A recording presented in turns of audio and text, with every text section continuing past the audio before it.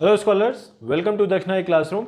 आज हम आप लोग का 13th नीट DT07 के क्वेश्चन डिस्कस करने जा रहे हैं। इसमें आपका फिजिक्स पार्ट में टोटल 45 क्वेश्चंस हैं। नाउ ये क्वेश्चंस आपके मोस्टली आपका work, power, energy, circular motion और सेंटर ऑफ मास टॉपिक्स हैं। While most of the questions easy हैं, कुछ गिने चुने क्वेश्चन हैं जो अच्छे वाले हैं, जिनको करने में आपको टाइम लग सकता है या सोचना पड़ सकता है एक्स्ट्रा। तो आप जो भी क्वेश्चन आपको नहीं आता हो, आप डायरेक्टली वो क्वेश्चन देख सकते हैं, आप वहां पे स्किप करके तुरंत जा सकते हैं। तो चलिए स्टार्ट करते हैं क्वेश्चन नंबर 1 से। क्वेश्चन नंबर 1 में क्या दिया हुआ है कि दो आदमी हैं, ये दोनों आदमी का मास क्या है 80 kg। वो क्या है स्टेयर से ऊपर जाते हैं। जब स्टेयर से ऊपर जाते हैं तो एक को 15 सेकेंड लगता है, दूसरे को 20 सेकेंड लगता है, और दोनों सेम हाइट ऑफ स्टेयर जाते हैं, सेम स्टेयर्स। तो अभी हमें यह बताना है कि जो दोनों पर्सन का, दोनों मैन का पावर होगा, भाई वो वर्क कर रहे हैं तो पावर होगा क्योंकि टाइम टेकन है। तो जो पावर होगा, पावर का हमको रेशियो बताना है। तो भाई पावर एक्चुअली होता क्या है, पर्सन 1 का पावर क्या लिखोगे, work done by person 1 divided by time taken by person 1। और वर्क डन क्या होगा, भाई वर्क क्यों हो रहा है, क्योंकि आपका ग्रेविटेशनल पोटेंशियल एनर्जी बढ़ रहा है, अज्यूमिंग कि उनकी काइनेटिक एनर्जी चेंज नहीं होती है। तो ग्रेविटेशनल पोटेंशियल एनर्जी बढ़ रहा है, तो change in gravitational potential energy that will be equal to work done. तो यहां पे हम इक्वल टू क्या लिख देंगे, इक्वल टू हम लिख देंगे m1gh डिवाइडेड बाई T1 ऐसा। उसी तरह से P2 क्या लिख देंगे, P2 हम लिख देंगे W2 divided by T2 which will be equal to m2gh2 divided by T2। ये हो गया। तो पावर क्या, पावर का रेशियो बताना है, तो P1 डिवाइडेड बाई P2 हमको बता देना है। ठीक है, कर दो भाई। So P1 by P2 will be equal to what. ध्यान से देखो, ये जो हाइट है, दोनों की हाइट सेम है, तो हाइट कैंसिल, जी कैंसिल, तो क्या मिल जाएगा, P1 by P2 will be equal to M1 by M2 multiplied by T2 by T1 ऐसा। तो यहाँ पे क्या हो गया भाई, मास क्या है, दोनों का मास सेम है, तो M1 बाई M2 कैंसिल होके 1 आ जाएगा। और T2 by T1 20 by 15, 20 by 15 is how much, 4 divided by 3। तो जो दोनों आदमी हैं उनके पावर का रेशियो क्या है, 4/3।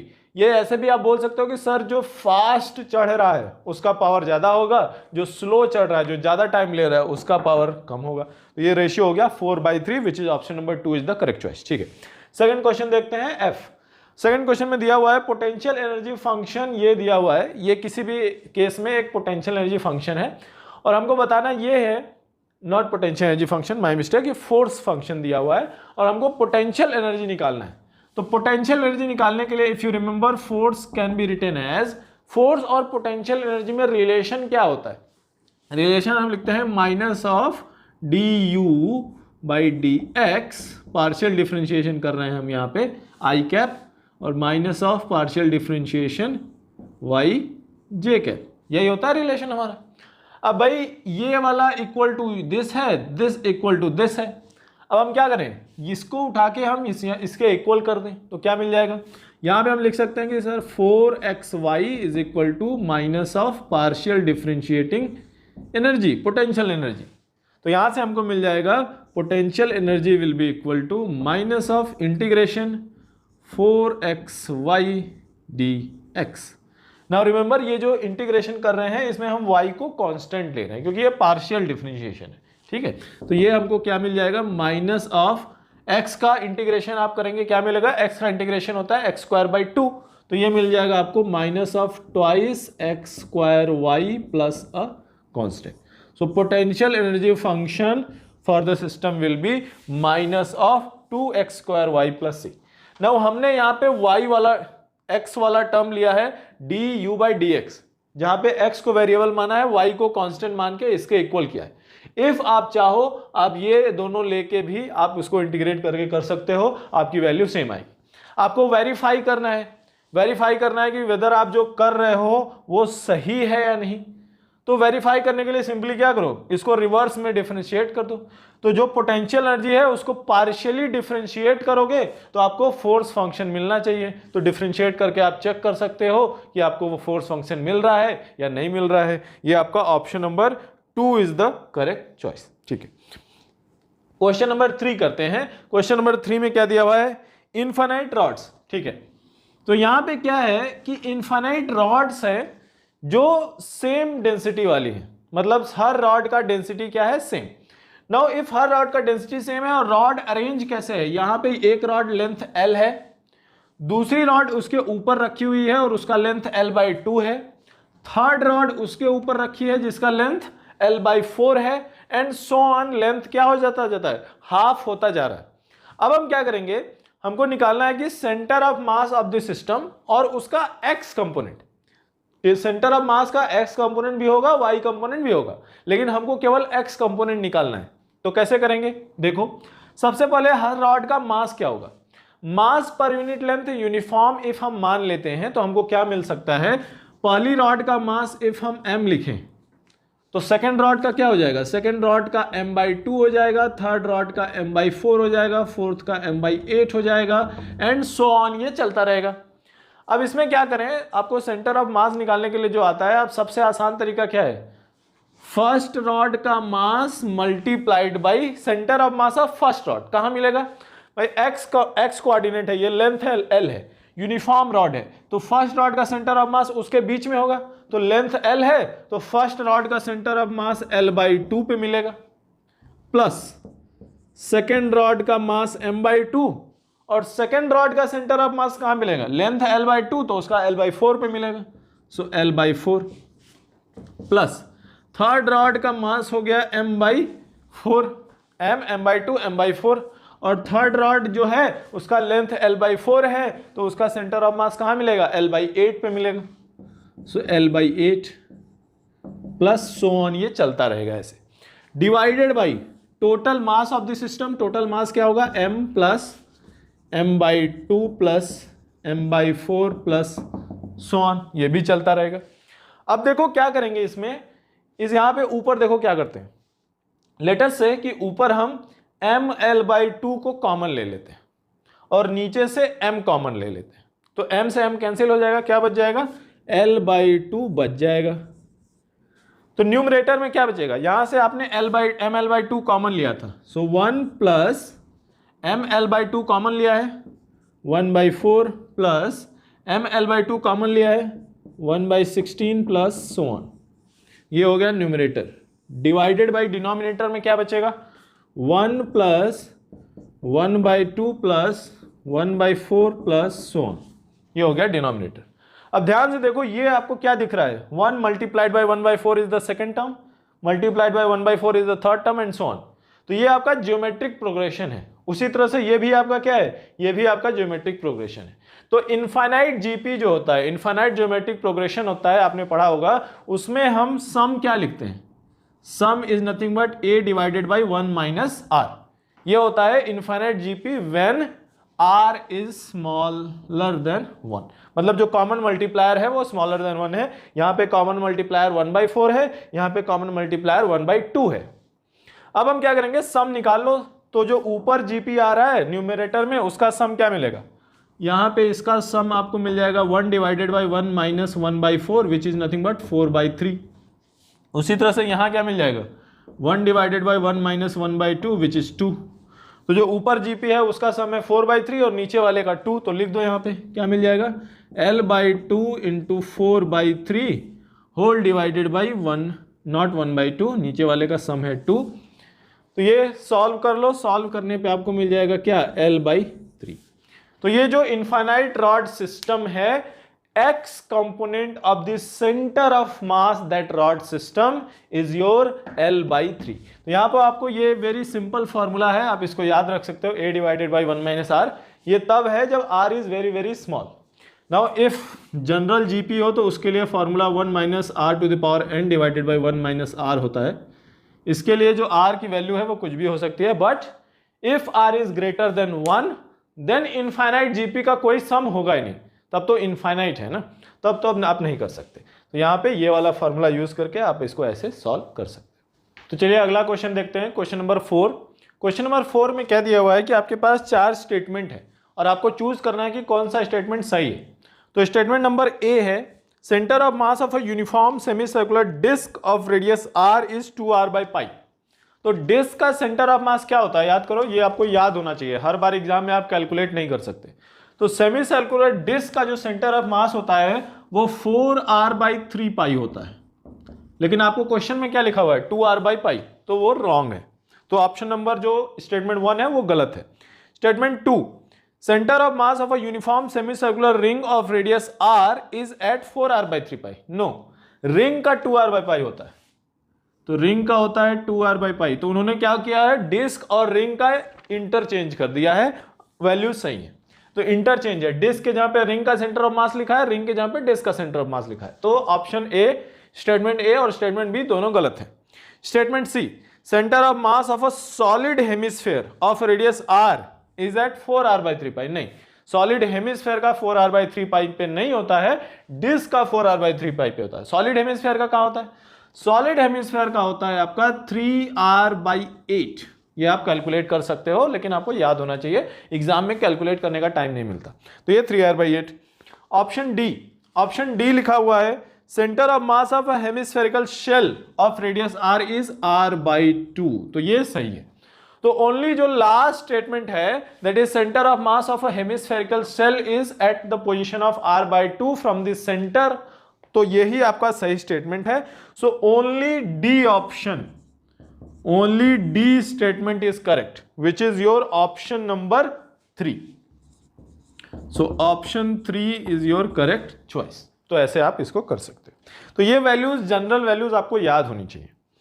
ठीक है, अगला क्वेश्चन है क्वेश्चन नंबर 5। क्वेश्चन नंबर 5 में है, a ball is dropped from a height of 5 metre. तो एक बॉल है, उसको हम 5 मीटर की हाइट से ड्रॉप करते हैं, तो कितना टाइम लगेगा उसको यहां तक जाने में? वेरी इजीली आप कैलकुलेट करते हो, 1 सेकेंड का टाइम लगेगा। और जब ये स्ट्राइक करेगा तो उसके बाद रीबाउंड होगा। रीबाउंड होने में उन्होंने ये लिखा है कि रेस्टिट्यूशन, जो कोफिशिएंट ऑफ रेस्टिट्यूशन होता है वो 1/2 है। तो कोफिशिएंट ऑफ रेस्टिट्यूशन 1/2 होने का क्या मतलब कि यहां पे वो 10 मीटर पर सेकेंड से स्ट्राइक कर रहा है, और जब रीबाउंड होगा तो कितने स्पीड से रिबाउंड होगा? 5 से रिबाउंड होगा। क्यों? क्योंकि कोफिशिएंट ऑफ रेस्टिट्यूशन इज 1/2। तो velocity of approach is 10, velocity of separation will be 5। तो यहां पे जब ये रीबाउंड होगा तो कितने देर बाद जाके वो स्टॉप हो जाएगा, कितने देर बाद में, कितने टाइम में वो स्टॉप होगा? तो भाई 1 सेकेंड में यहां से यहां तक आया था 10 मीटर, तो यहां से इधर जाने में 5 metre per second initial speed है, तो हाफ सेकेंड में वो क्या हो जाएगा? स्टॉप हो जाएगा। अब भाई यहां से उसको यहां तक जाने में हाफ सेकेंड लगा है, तो यहां से वापस ग्राउंड तक आने में कितना टाइम लगेगा? फिर भी हाफ सेकेंड लगेगा ना। देखो ये सब साइड में नहीं जा रहा है, वो रिबाउंड यहीं पे ऊपर नीचे हो रहा है, लेकिन यहीं पे बार बार ऊपर नीचे दिखाएंगे तो आपको समझने में दिक्कत होगी। दैट इज वाई हम साइड में बना रहे हैं। तो ये हो गया 1/2। फिर से रिबाउंड होगा, कहां तक जाएगा? 1/4 सेकेंड। फिर से नीचे आएगा 1/4, एंड ये सो ऑन चलता रहेगा। हर सक्सेसिव कोलिजन में क्या हो रहा है? उसका जो वेलोसिटी हो रही है रिबाउंड वाली, वो हाफ होती जा रही है, इसलिए उसको टाइम जो लग रहा है वो भी क्या होता जा रहा है? हाफ होता जा रहा है। तो यहां पे हम टोटल टाइम हमको निकालना है कि कितने टाइम बाद बॉल रेस्ट पे आ जाएगी। तो क्या लिखेंगे? 1 + 1/2 + 1/2 + 1/4 + 1/4 प्लस आगे हो जाएगा 1/8 + 1/8 प्लस सो ऑन, ये चलता जाएगा। तो यहां से आपको क्या मिल रहा है? ये मिल रहा है आपको 1 + 1/2 + 1/4 प्लस सो ऑन। तो ध्यान से देखिए, ये फिर आपको ज्योमेट्रिक प्रोग्रेशन मिल गया। अभी पिछले क्वेश्चन में, एक क्वेश्चन पहले हमने ज्योमेट्रिक प्रोग्रेशन का यूज किया था। तो ये हो जाएगा 1 प्लस ये वाला जो ज्योमेट्रिक प्रोग्रेशन है 1 / 1 - 2, इसका सम कितना आएगा? 2। तो आपको टोटल टाइम मिल गया 3 सेकेंड। तो टोटल टाइम आपका 3 सेकेंड बाद, कहां से 3 सेकेंड? बॉल को यहां से ड्रॉप करने के 3 सेकेंड बाद आपकी जो बॉल है उसकी वेलोसिटी 0 हो जाएगी और वो रेस्ट पे आ जाएगा। ऐसे आप सॉल्व कर सकते हो। क्वेश्चन नंबर 6 करते हैं। क्या है दिया हुआ है इसमें दिया हुआ है कि एक बुलेट है जिसका मास m है। A bullet of mass m hits a block of mass capital M। The transfer of energy will B maximum when. तो क्या है कि एक बुलेट है जो सम स्पीड से जा रही है, ब्लॉक है जिसका मास कैपिटल M है, इसको हिट करेंगे तो क्या होगा? बुलेट मास में इम्बेड हो जाएगी, और आफ्टर इम्बेडिंग हम ये अज्यूम करते हैं कि बुलेट प्लस मास जो सिस्टम है वो सम अनदर वेलोसिटी v से फॉरवर्ड मूव करेगी। तो हमको ये बताना है कि भाई मास जो है उसका इनिशियल एनर्जी 0 था, और फाइनली मास जो ब्लॉक है उसकी सम एनर्जी है। तो क्या हो रहा है कि some amount of energy is getting transferred from bullet to the mass to the block. तो हमको यही बताना है कि वो जो ट्रांसफर ऑफ एनर्जी हो रहा है फ्रॉम बुलेट टू ब्लॉक वो मैक्सिमम कब होगा। तो कैसे करेंगे? सबसे पहली बात ये कि चाहे जैसा कोलिजन हो आपका मोमेंटम क्या होना है? कंजर्व। तो मोमेंटम कंजर्व का इक्वेशन लगाओ, क्या मिलेगा? मोमेंटम कंजर्व में small m times u is equal to small m plus capital M times v। ये हो गया। अब देखो हमको क्या बताना है, हमको कैपिटल M और स्मॉल m में रिलेशन बताना है। तो रिलेशन बताने में हम क्या बोल सकते हैं, कैपिटल M को हम ऐसा लिख सकते हैं ना, capital M is some lambda times small m, ऐसा लिख सकते हैं। भाई यही लैम्डा की वैल्यू हमको पता करनी है। तो क्या हो जाएगा यहाँ पे, small m times u plus small m not plus equal, तो क्या होगा, कैपिटल M को लैम्डा टाइम्स स्मॉल m लिख दिया, तो ये हो जाएगा small m common lambda plus 1 times v, m से m को कैंसिल कर दो, v is equal to u divided by lambda plus 1। मतलब जो फाइनल स्पीड होगी वो इनिशियल स्पीड से दिस वे में रिलेटेड है। अब ट्रांसफर ऑफ एनर्जी है क्या, भाई मास जो है, ये जो ब्लॉक है, इसके पास पहले कुछ एनर्जी नहीं थी और फाइनली ये v स्पीड से जा रहा है, मतलब इसको सम एनर्जी मिल गई, वही ट्रांसफर है, वही हमको मैक्सिमम निकालनी है। तो क्या लिखेंगे, हाफ कैपिटल M के जहाँ पे लैम्डा टाइम्स स्मॉल m लिख दिया multiplied by v square, v square के जहाँ पे लिख दिया u square divided by lambda plus 1 का स्क्वायर। तो यही है ट्रांसफर ऑफ एनर्जी। भाई मास हाफ m u स्क्वायर, इसको ले लो कॉमन, क्या बच गया, lambda divided by lambda square plus 1 plus twice lambda, ये बच गया। अब भाई ये मैक्सिमम होना है पूरा वैल्यू, ये तो चेंज होगा नहीं, ये मैक्सिमम होना चाहिए। अब देखो इसको थोड़ा सा और सॉल्व करते हैं, क्या, half m u square, numerator और डिनोमिनेटर को लैम्डा से डिवाइड कर दो, क्या मिलेगा, 1 divided by lambda plus 1 by lambda plus 2, ये हो गया। अब भाई ये फ्रैक्शन मैक्सिमम होना चाहिए, ये फ्रैक्शन मैक्सिमम होना चाहिए, तो डिनोमिनेटर क्या होना चाहिए, मिनिमम होना चाहिए। तो डिनोमिनेटर मिनिमम क्या है, lambda plus 1 by lambda plus 2, ये है डिनोमिनेटर। और ये वैल्यू मिनिमम कितनी होगी, आप इसको डिफरेंशिएट करके निकाल सकते हो, लेकिन आप इसको ये पता कर लो कि भाई कोई भी वैल्यू हो x, एनी नंबर x, तो x प्लस 1 बाई एक्स जो होता है वो हमेशा ग्रेटर देन और इक्वल टू 2 होता है। आप इसको वेरीफाई करके भी देख सकते हो, सॉल्व करके भी देख सकते हो, चाहे जैसे देख सकते हो। तो लैम्डा प्लस 1 बाई लैम्डा जो है, ये वैल्यू जो है, ये हमेशा क्या होगी, ग्रेटर देन और इक्वल टू 2। सो हम लिखेंगे sir lambda plus 1 by lambda is always greater than और इक्वल टू 2। और ये इक्वल टू 2 कब होगा, जब लैम्डा की वैल्यू क्या हो जाए, 1 हो जाए। सो लैम्डा इक्वल्स टू 1 के लिए वो क्या होगा, इक्वल टू 2 हो जाएगा। मतलब ये डिनोमिनेटर जो है वो मिनिमम कितना हो सकता है, 4, और 4 कब होगा, जब लैम्डा की वैल्यू क्या हो जाए, 1 हो जाए। तो ये जो आपका ट्रांसफर ऑफ एनर्जी है ये मैक्सिमम कब होगा, जब लैम्डा की वैल्यू क्या हो, 1।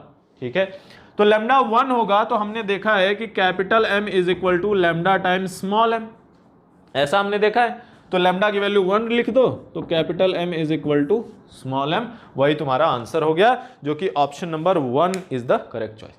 तो ये आपका जो प्रोसीजर है, जो आपका स्टेप बाय स्टेप है, बहुत ही आसान सा है, हमने कुछ एक्स्ट्रा नहीं किया है।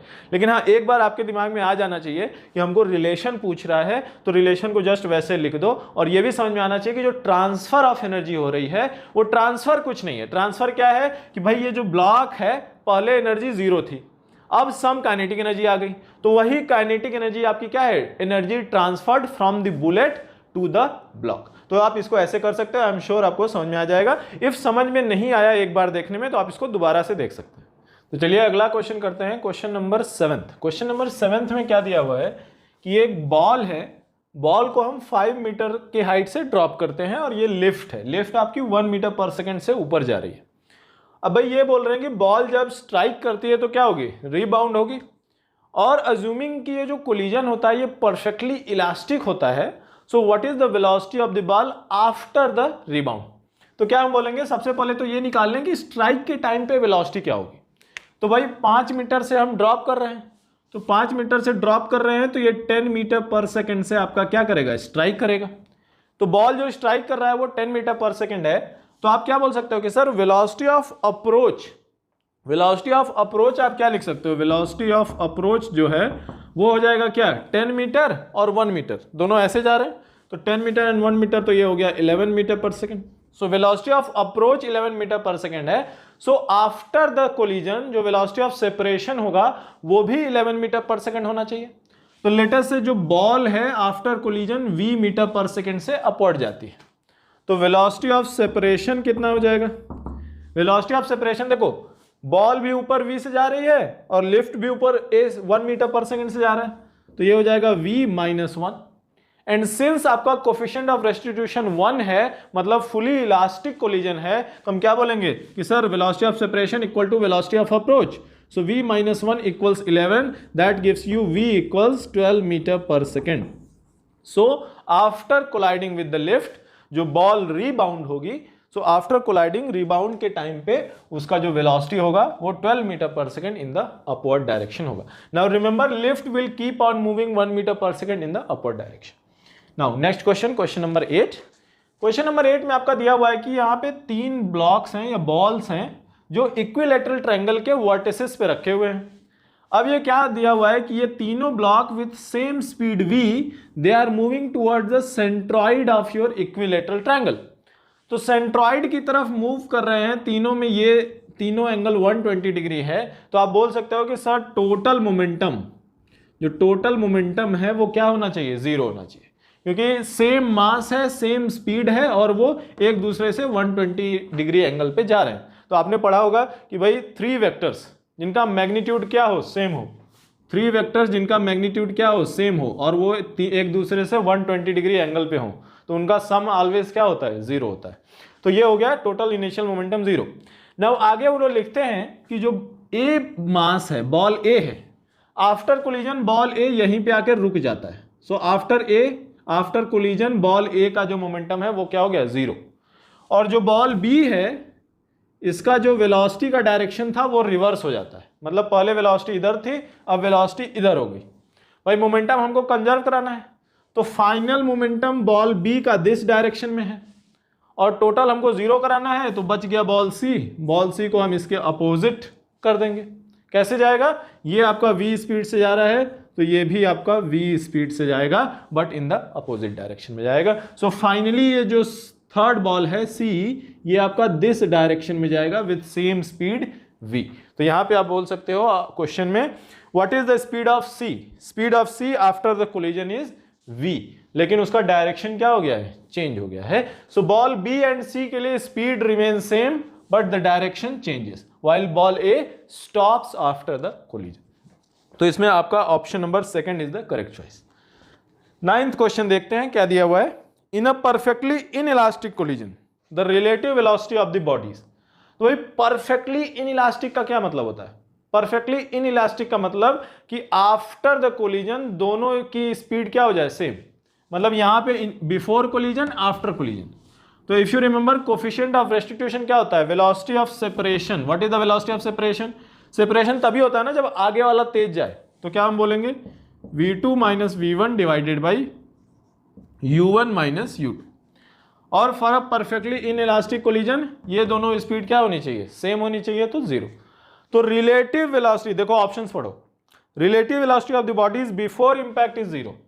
सो बिफोर इंपैक्ट तो ये है, रिलेटिव वेलोसिटी ये है, वो 0 नहीं है। After impact is 0, yes, after impact relative velocity is v2 minus v1. For a perfectly inelastic collision, relative velocity of the body is after impact is 0. Why? Because they are moving with same velocities for a perfectly inelastic collision. So this way आप इसको भी बोल सकते हो, कर सकते हो। अगला question, question number 10। Question number 10 में ये दिया हुआ है कि यहाँ पे 2 बॉडीज हैं जिनका मास है m, वो सेम स्ट्रेट लाइन पे +3 metre per second and -5 metre per second speed से जा रही हैं। अब क्या होगा, ये अपोजिट डायरेक्शन में जा रही है तो इनका कोलिजन होगा। अब हमको ये बताना है कि आफ्टर कोलिजन उनकी स्पीड्स, इनकी वेलोसिटीज क्या होंगी। नाउ इफ आपको मोमेंट कोलिजन वाला चैप्टर याद हो, इसमें क्या करते हैं कि इफ 2 बॉडीज हो और दोनों का मास सेम हो और जो कोलिजन हो रहा है, ध्यान से देखिए आपके क्वेश्चन में लिखा हुआ है कि collide elastically, meaning if 2 bodies of same mass collide elastically, तो उनकी वेलोसिटीज क्या होती हैं, इंटरचेंज होती हैं। ये बहुत ही यूजफुल रिजल्ट है, इसको आप याद रख सकते हो। आप चाहने को इसको सॉल्व भी कर सकते हो। क्या करोगे, मोमेंटम कंजर्व करोगे, इलास्टिक कोलिजन है तो एनर्जी कंजर्व करोगे और आपका आंसर आ जाएगा। लेकिन ये आपने किया हुआ है और उससे एक रिजल्ट आया कि मास सेम है, इलास्टिक कोलिजन है तो वेलोसिटीज क्या होंगी, इंटरचेंज। तो क्या लिखेंगे भाई, आफ्टर कोलिजन क्या होगा, सपोज इसको हम ए बोलते हैं, यहाँ पे बी लिख देते हैं। सो आफ्टर कोलिजन इनकी वेलोसिटीज इंटरचेंज, मतलब ए वाला अब -5 हो जाएगा और बी वाला क्या हो जाएगा +3 मीटर पर सेकेंड हो जाएगा। सो दिस वे आप इसको सॉल्व कर सकते हो। इफ आप सॉल्व करना चाहते हो पूरा बड़ा सा तो कोई दिक्कत नहीं, आप इसको लिख लो। क्या लिखो भाई सर 5, या ऐसे लिखो mass times 3 plus mass times -5 equal to mv1 plus mv2। ये हो गया मोमेंटम कंजर्वेशन। अब एनर्जी कंजर्व कर दो, half m3 square plus half m5 square equal to half mv1 square plus v2 square. अब ये बड़ा सा इक्वेशन बनेगा, इसको सॉल्व करोगे फिर भी आंसर क्या आएगा, वही आएगा। तो आपने ये ऑलरेडी क्लास में जरूर किया होगा, तो इसी से ये आपका रिजल्ट आता है। तो ये रिजल्ट आप डायरेक्टली यूज कर सकते हो। अगला क्वेश्चन देखते हैं, क्वेश्चन नंबर 11। क्वेश्चन नंबर 11 में दिया हुआ है quantities which remain constant in a collision are. Now ये थोड़ा सा ट्रिकी है, वो इसलिए क्योंकि कोलिजन में quantities that remain constant. Now आप ये बोल सकते हो कि सर यहाँ पे ये नहीं लिखा हुआ है कि ये इलास्टिक कोलिजन है या इन इलास्टिक। भाई इलास्टिक होगा तो आप बोल दोगे कि सर मोमेंटम भी कंजर्व होता है, एनर्जी भी कंजर्व होती है। लेकिन जो इन इलास्टिक कोलिजन में, जो इलास्टिक कोलिजन में आप मोमेंटम और एनर्जी कंजर्व होने की बात कर रहे हो, क्वेश्चन में क्या लिखा हुआ है, क्वेश्चन में लिखा हुआ है कांस्टेंट।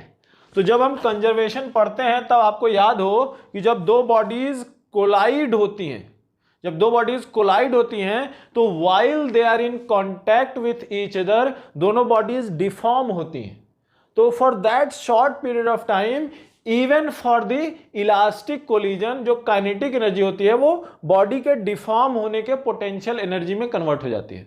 तो हम क्या बोलेंगे कि even for the elastic collision, energy जो काइनेटिक एनर्जी होती है, काइनेटिक एनर्जी में बी कंजर्व्ड। काइनेटिक एनर्जी क्या होती है, इनिशियल एंड फाइनल कंजर्व होती है, but during the collision kinetic energy constant नहीं होती है। क्या, फॉर एग्जांपल यहां पे एक बॉडी हो गई, ये एक बॉडी हो गई, ये आपने जरूर किया होगा लेकिन फिर से बता देते हैं। ये वो क्या हो गया ड्यूरिंग द कोलिजन, ये क्या हो गया after the collision, v2 v1 u1 u2, and assuming कि ये इलास्टिक है तो यहां का काइनेटिक एनर्जी इक्वल दे काइनेटिक एनर्जी होगा, लेकिन ये वाला जो पोर्शन है जब वो कांटेक्ट में है इस टाइम पे जो काइनेटिक एनर्जी है वो सेम नहीं होगा। तो क्या बोलेंगे, यहां काइनेटिक एनर्जी इनिशियल, यहां काइनेटिक एनर्जी फाइनल और यहां k। So k is not equal to kinetic energy initial और it is not equal to kinetic energy final, while kinetic energy initial and final may be equal to each other. So only momentum is the quantity which remains constant throughout the collision, whichever type of collision it may be. So option number 4 is the correct choice. Okay, अगला question, question number 12। Question number 12 में है two identical balls in contact with each other and resting on a frictionless surface. तो भाई ये दो balls हैं, दोनों का मास सेम है, ये फ्रिक्शनलेस सरफेस पे है, कॉन्टैक्ट में है, और ये तीसरी बॉल है जिसका भी मास सेम है, यहां पे फ्रिक्शनलेस सरफेस है और ये v वेलोसिटी से इधर जा रही है। तो क्या होगा भाई, और क्वेश्चन में दिया हुआ है कि ये जो कोलिजन आपके होंगे वो कोलिजन क्या होंगे, इलास्टिक होंगे। तो भाई अभी अभी हमने यहाँ पे डिस्कस किया है कि जब इलास्टिक कोलिजन होता है और बॉडीज का मास सेम हो तो वेलोसिटीज क्या हो जाती हैं, इंटरचेंज। तो जब फर्स्ट वाला सेकंड को हिट करेगा, फर्स्ट सेकंड को हिट करेगा तो क्या होगा, फर्स्ट की वेलोसिटी 0 हो जाएगी, सेकंड की वेलोसिटी v हो जाएगी। अब क्या करेगा, सेकंड थर्ड को हिट करेगा तो सेकंड की वेलोसिटी 0 हो जाएगी, थर्ड की वेलोसिटी v हो जाएगी। तो अल्टीमेटली इसमें आपको क्या मिलेगा, अल्टीमेटली आपको यहां पे मिल जाएगा कि फर्स्ट वाला रुका हुआ है, सेकंड वाला रुका हुआ है और जो थर्ड वाला है वो सेम स्पीड v से आगे जा रहा है। तो यहां पे क्या होगा, ये आपको ऐसे मिल जाएगा, ये v से इधर जा रहा है, ये हो गया फर्स्ट, ये हो गया सेकंड और ये हो गया थर्ड। दिस वे में आपको फाइनल सिनारियो मिलेगा, जो कि कौन सा ऑप्शन है आपका, देखते हैं भाई, जो कि आपका option number 2 is the correct choice. Next question करते हैं, क्वेश्चन नंबर 13। क्वेश्चन नंबर 13 में ये दिया हुआ है कि यहाँ एक ये सरफेस है जो कि स्मूथ है और इस पे एक बॉल को हम स्ट्राइक करते हैं। तो स्मूथ सरफेस पे जब हम बॉल को स्ट्राइक करते हैं तो स्ट्राइक करते समय वर्टिकल एंगल अल्फा लिखा हुआ है एंड आफ्टर रिफ्लेक्शन जो वर्टिकल एंगल है वो बीटा है। अब हमको ये बताना है कि coefficient of restitution in this case कितना होगा। नाउ कोफिशिएंट ऑफ रेस्टिट्यूशन निकालने के लिए हमको velocity of separation and velocity of approach चाहिए। तो यहां पे E जो कोफिशिएंट ऑफ रेस्टिट्यूशन होता है, वेलोसिटी ऑफ अप्रोच क्या है भाई? चलो हम ये मान लेते हैं, यहाँ पे क्वेश्चन में आपका लिखा हुआ है कि ball of mass m strikes angle alpha and beta, coefficient of restitution है, ठीक है। अब यहाँ पे हम क्या मानेंगे कि initial speed is u, final speed is v, क्योंकि वो क्या है हमको दिया नहीं हुआ है। अब हम क्या बोलेंगे कि सर अप्रोच कैसे हो रहा है? ध्यान से देखो, u cos अल्फा, तो सरफेस की तरफ कैसे जा रहा है? सरफेस को अप्रोच कर रहा है u cos अल्फा से। और सेपरेशन कैसे हो रहा है? v cos बीटा से सेपरेशन हो रहा है। तो हम ये लिख दें कि v cos beta is the velocity of separation divided by u cos alpha which is speed of approach. तो ये हो गया आपका क्या? Coefficient of restitution. लेकिन हमको ये क्वेश्चन में u और v नहीं गिवन है, वो हमने अज्यूम किया है, तो हमको किसी तरह से उसको क्या करना पड़ेगा? एलिमिनेट करना पड़ेगा। बट रिमेंबर यहां पे क्या लिखा हुआ है कि जो ग्राउंड है वो स्मूथ है, the ground is smooth, and if the ground is smooth तो हम ये बोल सकते हैं कि जो हॉरिजॉन्टल कंपोनेंट या ग्राउंड के पैरेलल कंपोनेंट ऑफ वेलोसिटी होगी वो चेंज नहीं होगी। तो बिफोर स्ट्राइकिंग पैरेलल कंपोनेंट क्या था? u sin अल्फा, ये पैरेलल कंपोनेंट है। आफ्टर स्ट्राइकिंग पैरेलल कंपोनेंट क्या है? v sin beta. और ये दोनों क्या होने चाहिए? इक्वल होने चाहिए। क्यों इक्वल होने चाहिए? क्योंकि स्मूथ ग्राउंड है, सो ग्राउंड के पैरेलल जो कंपोनेंट होगा वो चेंज नहीं होगा। यहां से आप क्या कर सकते हो? v बाई यू की वैल्यू लिख सकते हो। तो v बाई यू की वैल्यू क्या हो जाएगी? Sine alpha divided by sine beta is equal to v by u, और वो यहां पे पुट कर दो। जब पुट करोगे यहाँ पे v बाई यू के जहाँ पे sine alpha by sine beta put करोगे तो आपकी वैल्यू क्या आ जाएगी? आपकी वैल्यू आ जाएगी tan alpha divided by tan of beta. तो coefficient of restitution in this case is your tan alpha by tan beta. ये आप कैलकुलेट कर सकते हो दिस वे, इवन इफ आपका जो है initial speed and final speed जो है वैल्यू गिवन नहीं है। अगला क्वेश्चन करते हैं, क्वेश्चन नंबर 14। इसमें क्या लिखा हुआ है? दो ब्लॉक्स हैं या दो ऑब्जेक्ट हैं, बॉडीज हैं, बॉल्स हैं, मास 1 kg एंड 2 kg। ये दोनों एक स्प्रिंग से अटैच हैं। अब इनिशियली ये रेस्ट पे थे, हमने क्या किया कि इनको स्ट्रेच करके रिलीज कर दिया। तो जब हम रिलीज कर रहे हैं तो दोनों की वेलोसिटी क्या बोलोगे? 0। और जब रिलीज करोगे तो सिंस स्प्रिंग आपकी उसको क्या करेगी? दोनों को पास लाने की कोशिश करेगी, तो धीरे धीरे क्या होगा? उनकी स्पीड बढ़ती जाएगी। तो मान लेते हैं कि इसकी स्पीड v1, इसकी v2। सो भाई इनिशियल टोटल मोमेंटम क्या था? 0, क्योंकि दोनों रेस्ट पे थे। तो momentum total at any time will be 0। तो हम क्या लिख सकते हैं? 1 kg multiplied by v1 plus 2 kg multiplied by v2 that is equal to what? 0। If this is 0 तो हम ये लिख सकते हैं v1 equal to minus of twice v2 और v1 by v2 equal to minus of 2। ना minus क्या show करता है? माइनस ये शो करता है कि आपका यहां पे जो v1 v2 है वो वेलोसिटीज हैं, वो एक दूसरे के अपोजिट डायरेक्शन में। इफ आपको डायरेक्शन कंसीडर नहीं करना है, जैसे क्वेश्चन में लिखा हुआ है ratio of their speeds, so ratio of speed बताना है तो मॉड लेके क्या बोल दो? रेशियो ऑफ स्पीड क्या होगी? 2 होगी। सो एट एनी टाइम, किसी भी समय पे उनका जो स्पीड का रेशियो होगा वो ऑलवेज क्या होगा? 2 ही होगा, वो चेंज नहीं हो सकता। ठीक है, अगला क्वेश्चन, क्वेश्चन नंबर 15 करते हैं। क्या लिखा हुआ है? एक 5 kg का शेल है। शेल मतलब वो बंदूक में या जो बॉम्ब शेल है वो जो भी है। तो जो शेल है 5 kg का वो क्या होता है? अचानक से एक्सप्लोड होता है। और जब अचानक से एक्सप्लोड होता है तो उसके 3 पार्ट हो जाते हैं। एक 2 kg, दूसरा भी 2 kg, थर्ड क्या है? 1 kg। नाउ अब एक 2 kg पार्ट नॉर्थ डायरेक्शन में 5 मीटर पर सेकंड से जा रहा है, दूसरा ईस्ट डायरेक्शन में 5 मीटर पर सेकंड से जा रहा है। अब हमको बताना यह है कि जो थर्ड शेल है वो किस डायरेक्शन में जाएगा। तो जो 5 kg है वो इनिशियली क्या था? 0। तो आपको कंजर्वेशन ऑफ मोमेंटम लगा देना है। यहां पे क्या करोगे? बोलोगे कि sir 5 into 0 total momentum 0, this must be equal to 1 kg multiplied by velocity, चाहे जो भी हो वही हमको निकालना है, plus 2 kg multiplied by 5i plus 2 kg multiplied by 5j। ये हो गया आपका ऐसा। तो यहां से आपका आ जाएगा क्या? Velocity v will be equal to यहां से minus of 10 i cap minus of 10 j cap. ये हो गई आपकी वेलोसिटी ऑफ 1 kg पार्ट। अब ये किस डायरेक्शन में होगा भाई, इसका मैग्नीट्यूड क्या हो जाएगा, मैग्नीट्यूड हो जाएगा आपका क्या 10√2 metre per second. So magnitude हो गया 10√2 मीटर पर सेकेंड, और इसका डायरेक्शन क्या होगा, डायरेक्शन हो जाएगा आपका क्या, देखो -I west -J south. So south west direction, जो कि कौन सा ऑप्शन है आपका, option number 3 is the correct choice. The third shell, the third part of the shell will move in the southwest direction with a speed 10√2 metre per second. तो ये आपका this direction में जाएगा 10√2 metre per second. Why, because total momentum has to be 0। अगला question करते हैं, question number 16। Question number 16 में ये दिया हुआ है कि यहाँ एक 12 kg का ऑब्जेक्ट है जो आपका रेस्ट पे है, रेस्ट पे है मतलब इसका मोमेंटम क्या होना चाहिए, 0 होना चाहिए। अब भाई ये एक्सप्लोड करता है, तो जब भी एक्सप्लोडिंग वाले क्वेश्चन आते हैं मैक्सिमम केसेस में वो क्या होता है, कंजर्वेशन ऑफ मोमेंटम होता है। तो ये जब एक्सप्लोड कर रहा है तो उन्होंने लिखा कि ये 2 पार्ट में एक्सप्लोड होता है, 2 पार्ट में ब्रेक होता है, एक का मास m, दूसरे का 3m। तो टोटल 12 है, एक m 3m। तो आप इसको सॉल्व करके बोल सकते हो कि sir 4 times m equal to 12, so m is equal to 3। तो ये हो गया आपका कितना 3 kg, और ये हो गया कितना 9 kg। ओके, आगे वो लिखते हैं if the kinetic energy of smaller piece is 216 joule. जो स्मॉलर पीस है, स्मॉलर पीस कौन है, ये 3 kg।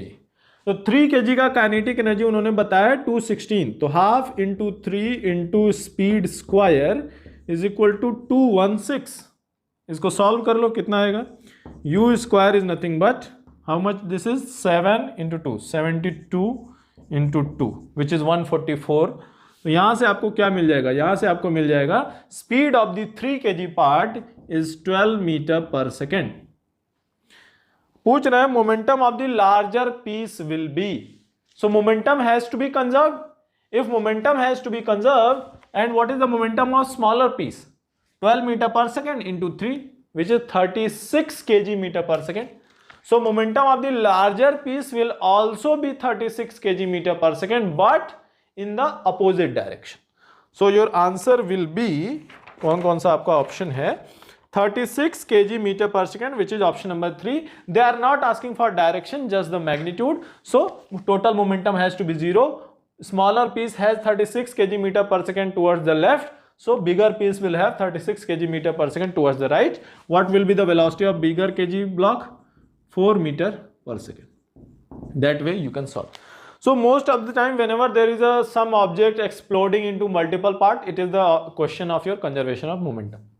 Next is 17 question number 17. 17 में दिया हुआ है a trolley of mass 300 kg। ये जो ट्रॉली है, ट्रॉली का मास है 300 kg, carrying a sand bag of 25 kg। यहाँ पे सैंड रखा हुआ है जिसका वेट है 25 kg, और जो टोटल सिस्टम है वो 27 किलोमीटर पर आवर से जा रहा है। आगे लिखा हुआ है कि after a while sand starts leaking out of the hole in the trolley's floor at the rate of 0.05 kg per second. तो यहाँ पे ट्रॉली के नीचे छेद है और वहां से जो रेत है वो नीचे धीरे धीरे गिर रही है। हमें बताना यह है कि what is the speed of the trolley after the entire sand bag is empty. मतलब यहाँ पे जो 25 kg सैंड रखा हुआ है वो पूरा का पूरा लीक आउट कर जाए तो ट्रॉली का जो स्पीड होगा वो क्या होगा। ना बहुत सारे लोग ये गलत कर सकते हैं कि सर इसमें हम कंजर्वेशन ऑफ मोमेंटम लगाएंगे, ऐसे करेंगे।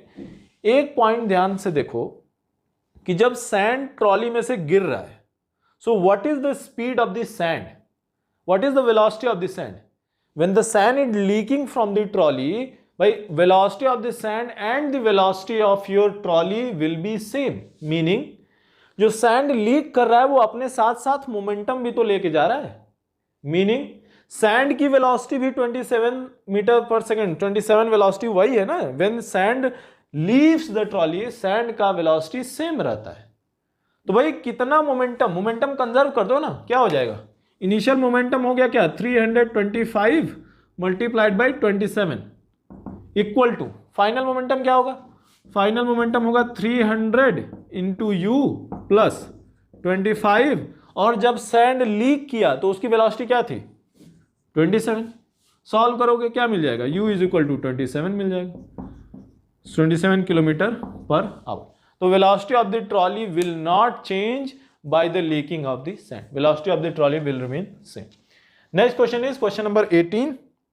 A body of mass 9 kg explode into two pieces of mass 3 kg and 6 kg. If the velocity of 3 kg is 16 meter per second, the momentum of 6 kg piece is very easy. इसी के basis पे हमने ये वाला question भी किया है. क्या है यहाँ पे? टोटल मोमेंटम क्या होना चाहिए? 0, क्योंकि जो 12 kg का यहाँ पे है, 9 kg का है, वो क्या होगा? रेस्ट पे रहेगा. तो रेस्ट पे एक ऑब्जेक्ट है तो उसका टोटल मोमेंटम 0. एक्सप्लोड करता है तो टोटल मोमेंटम कंजर्व होना है. So 16 into 3 is equal to 6 into u. So ये हो जाएगा आपका कितना? 3 to 8. u is equal to 8. और हमको आपको स्पीड निकालने की जरूरत नहीं है. क्यों? क्योंकि वो क्या पूछ रहे हैं? वो पूछ रहे हैं momentum of 6 kg piece. So momentum बताना है. Momentum will be equal to 16 into 3 which is 48. So momentum of 6 kg will also be 48 but in the opposite direction. So 3 kg आपका लेफ्ट में जाएगा तो 6 kg राइट में जाएगा. 3 kg upward जाएगा तो 6 kg डाउनवर्ड जाएगा. क्यों? क्योंकि उनको टोटल मोमेंटम क्या रखना है? टोटल मोमेंटम 0 रखना है. तो ये बहुत ही आसान सा क्वेश्चन है. आप सिंपली कंजर्वेशन ऑफ मोमेंटम लगा दीजिए, आपका आ जाएगा. नेक्स्ट क्वेश्चन करते हैं. क्वेश्चन नंबर आपका 19. क्वेश्चन नंबर 19 में ये दिया हुआ है कि if the block shown in the figure are release from rest. यहाँ पे एक पुली है, आइडियल पुली है, उस पर 2 ब्लॉक हैंगिंग है, 2 kg एंड 3 kg, सब कुछ आइडियल है, और रेस्ट से हम रिलीज कर देते हैं. जब रेस्ट से रिलीज करेंगे तो सबसे पहले हमको क्या निकालना है कि भाई एक्सेलरेशन क्या होगा. तो भाई आपको क्वेश्चन में पूछ क्या रहा है? क्वेश्चन में ये पूछ रहा है कि distance travelled bye centre of mass in 5 second. Distance travelled bye centre of मास बताना है तो आप सिंपली क्या कर सकते हो? डिस्टेंस ट्रेवल्ड बाय बोथ निकाल के ऐड कर दो. तो कैसे करेंगे? सबसे पहले तो हमको निकालना पड़ेगा कि एक्सेलरेशन क्या होगा. तो एक्सेलरेशन क्या होगा? Acceleration will be 3 - 2 divided by 3 + 2 times g, which is how much? g by 5, which is approximately 2 meter per second square. So acceleration of both the blocks is 2 meter per second square.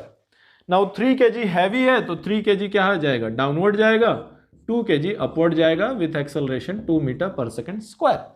Now 5 second की बात हो रही है तो 5 second में ये जो आपका 2 kg है ये कितना ऊपर जाएगा? 2 kg 5 सेकेंड में की बात हो रही है. सो सिंपली क्या करो? s is equal to half at square, क्योंकि इनिशियल स्पीड क्या है? 0.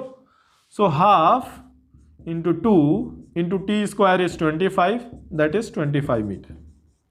सो जो 2 kg है वो 25 मीटर ऊपर जाएगा और जो 3 kg है वो 25 मीटर नीचे जाएगा. नाउ अज्यूमिंग दैट जो initial position of centre of मास है उसको हम क्या मान लेते हैं? 0. उसको 0 मान लेते हैं तो फाइनल पोजीशन क्या आएगा? भाई फाइनल पोजीशन आ जाएगा क्या? 2 kg mass multiplied by 25 metre ऊपर जाते हैं, so plus 25 plus 3 kg mass 25 metre नीचे जाते हैं, so minus 25 and whole divided by 3 + 2 which is 5. तो ये हो जाएगा आपका कितना? -75 + 50 -25/5 विच इज -5 मीटर. तो सेंटर ऑफ मास का position with respect to its initial position, मान लेते हैं कि इनिशियल पोजीशन यहाँ पे था तो फाइनल पोजीशन कहाँ पे है? यहाँ से 5 मीटर नीचे. तो सेंटर ऑफ मास कितना मूव किया है? 5 मीटर. और कोई आपसे पूछे कि किस डायरेक्शन में मूव किया है तो वो भी आप बता सकते हो क्या? कि सर नीचे मूव कर रहा है centre of mass. Why? Because जो हैवियर ब्लॉक है वो नीचे जा रहा है, लाइटर ब्लॉक ऊपर जा रहा है, and distance travelled by the both the blocks are same. तो इस वे से आप इसको सॉल्व कर सकते हो बहुत ही आसानी से. अगला क्वेश्चन देखते हैं. क्वेश्चन नंबर 20 क्या दिया हुआ है? From a circular radius r, a square is cut out with radius as its diagonal. तो एक सर्कुलर प्लेट है, एक प्लेट है जिसका रेडियस कैपिटल आर है और उससे हम इस स्क्वायर पार्ट कट करते हैं. मतलब ये पार्ट हमने कट करके निकाल लिया. और निकाल लिया कैसे? कि जो ये इसका डायगोनल ऑफ द स्क्वायर होगा वो आपके रेडियस के इक्वल होगा. तो भाई जब डायगोनल आपका रेडियस के इक्वल होगा तो साइड क्या बोल सकते हो आप? साइड को बोल सकते हो कि सर ये साइड r√2 होगा, क्योंकि ये स्क्वायर है तो ये हो जाएगा 45 डिग्री. अब देखिए distance of centre of mass of remaining disc. Remaining क्या है भाई? भाई इतना पार्ट तो आपने काट के निकाल लिया तो ये वाला पार्ट बच गया. मतलब यहां पे ये वाला पार्ट बच गया, ये तो आपने कट करके निकाल लिया है. तो distance of the centre of mass of remaining disc from the centre of original disc, centre of mass of original disc.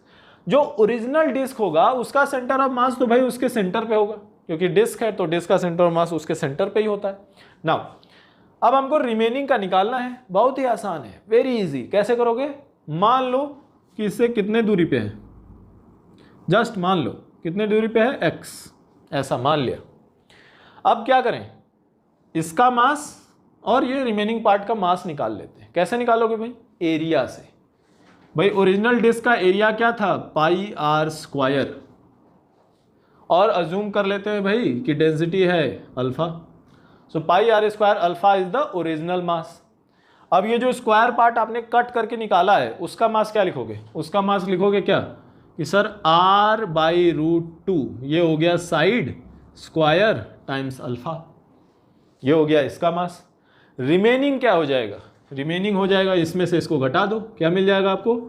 r² alpha common हो गया, pi minus 1/√2 square which is 1/2, ये हो गया रिमेनिंग डिस्क का मास। अब ये total centre of मास कहाँ पे मिलना चाहिए? 0 पे मिलना चाहिए। तो करो, कैसे करोगे? ये मास, सो r² अल्फा पाई माइनस 1/2, ये मास हो गया, मल्टीप्लाइड बाई क्या हो गया? x, प्लस ये जो प्लेट है, प्लेट का मास क्या है? r/√2 स्क्वायर टाइम्स अल्फा, तो ये हो गया r²/2 टाइम्स अल्फा। और ये जो प्लेट है, प्लेट का सेंटर ऑफ मास कहाँ पे मिलेगा? प्लेट का सेंटर ऑफ मास ये डायगोनल के बीच में मिलेगा। अब भाई डायगोनल कितना है? रेडियस के इक्वल है, तो उसके बीच में r/2, सो प्लेट का सेंटर ऑफ मास कहाँ पे मिलेगा? r/2 पे मिलेगा। और ये टोटल क्या होना चाहिए? 0 होना चाहिए, क्योंकि पूरे डिस्क का जब ओरिजिनल डिस्क थी उसका सेंटर ऑफ मास कहाँ पे था? 0 पे था। तो यहाँ से आपका r² cancel, alpha alpha cancel, क्योंकि उधर क्या है? 0 है ना। तो ये क्या मिल जाएगा आपका? पाई minus 1/2 times x plus r/4 equals 0। तो यहाँ से आप लिख सकते हो सर x इक्वल्स यहाँ से minus of r/4 whole divided by pi minus 1/2। तो इसको आप ऐसे कर सकते हो। यहाँ पे आपको ध्यान से देखो कौन सा ऑप्शन सही दिख रहा है। ऑप्शन नंबर 3 देखो, इसको थोड़ा सा सॉल्व कर लो। कैसे? थोड़ा सा सॉल्व करते हैं, कैसे आएगा? माइनस ऑफ r/4 और ये आ जाएगा 2 पाई माइनस 1, तो यहाँ पे आ जाएगा r/4 को यहाँ कर दो, डिवाइडेड बाई 2 पाई माइनस 1/2 है, ये क्या हो जाएगा? ये आपका हो जाएगा 2। So minus of r/2 times 2 pi minus 1, वो आ गई x की वैल्यू। माइनस आ रहा है, माइनस का क्या मतलब? देखो भाई ये 0 है ना ओरिजिन, तो दिस डायरेक्शन में हम पॉजिटिव ले रहे हैं, दिस डायरेक्शन में हम नेगेटिव ले रहे हैं। तो ये जो centre of mass of the remaining disc है वो किधर आएगा? इधर आएगा। So centre of mass of the remaining part is r divided by 2 times 2 pi minus 1 which is option number 3 is your correct choice. तो जब भी ऐसा क्वेश्चन आए, बहुत ही आसान होता है, आप सिंपली क्या कर सकते हो? जो मास निकाल लो, जो रिमेनिंग पार्ट है और जो काट के निकाला है आपने, मास निकालो और टोटल के सेंटर ऑफ मास को ओरिजिनल सेंटर ऑफ मास पे 0 मान के इक्वल कर दो, वहां से आपका आंसर आ जाएगा। नेक्स्ट क्वेश्चन देखते हैं, क्वेश्चन नंबर 21। क्वेश्चन नंबर 21 में क्या दिया हुआ है कि एक रॉड है, रॉड का लेंथ L है, लेकिन ये जो रॉड है ये नॉन यूनिफॉर्म मास है। Mass density of the rod is non uniform, meaning कि ये मास जो है वो वेरी कर रहा है, लीनियर मास डेंसिटी लिखा हुआ है, lambda is equal to alpha times x, where alpha is a constant. मतलब जैसे जैसे आप ये एक एंड से दूर जाओगे आपकी डेंसिटी क्या होती जाएगी? बढ़ती जाएगी। अब हमको ये बताना है कि centre of mass of the rod from this and कितना होगा। ठीक है, कैसे करेंगे इसको? करने के लिए हम क्या करते हैं कि एक सेक्शन ऑफ द रॉड लेते हैं।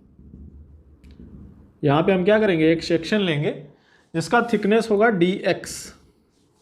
तो इस सेक्शन का मास कितना होगा? dm will be equal to lambda times dx which is equal to alpha x dx।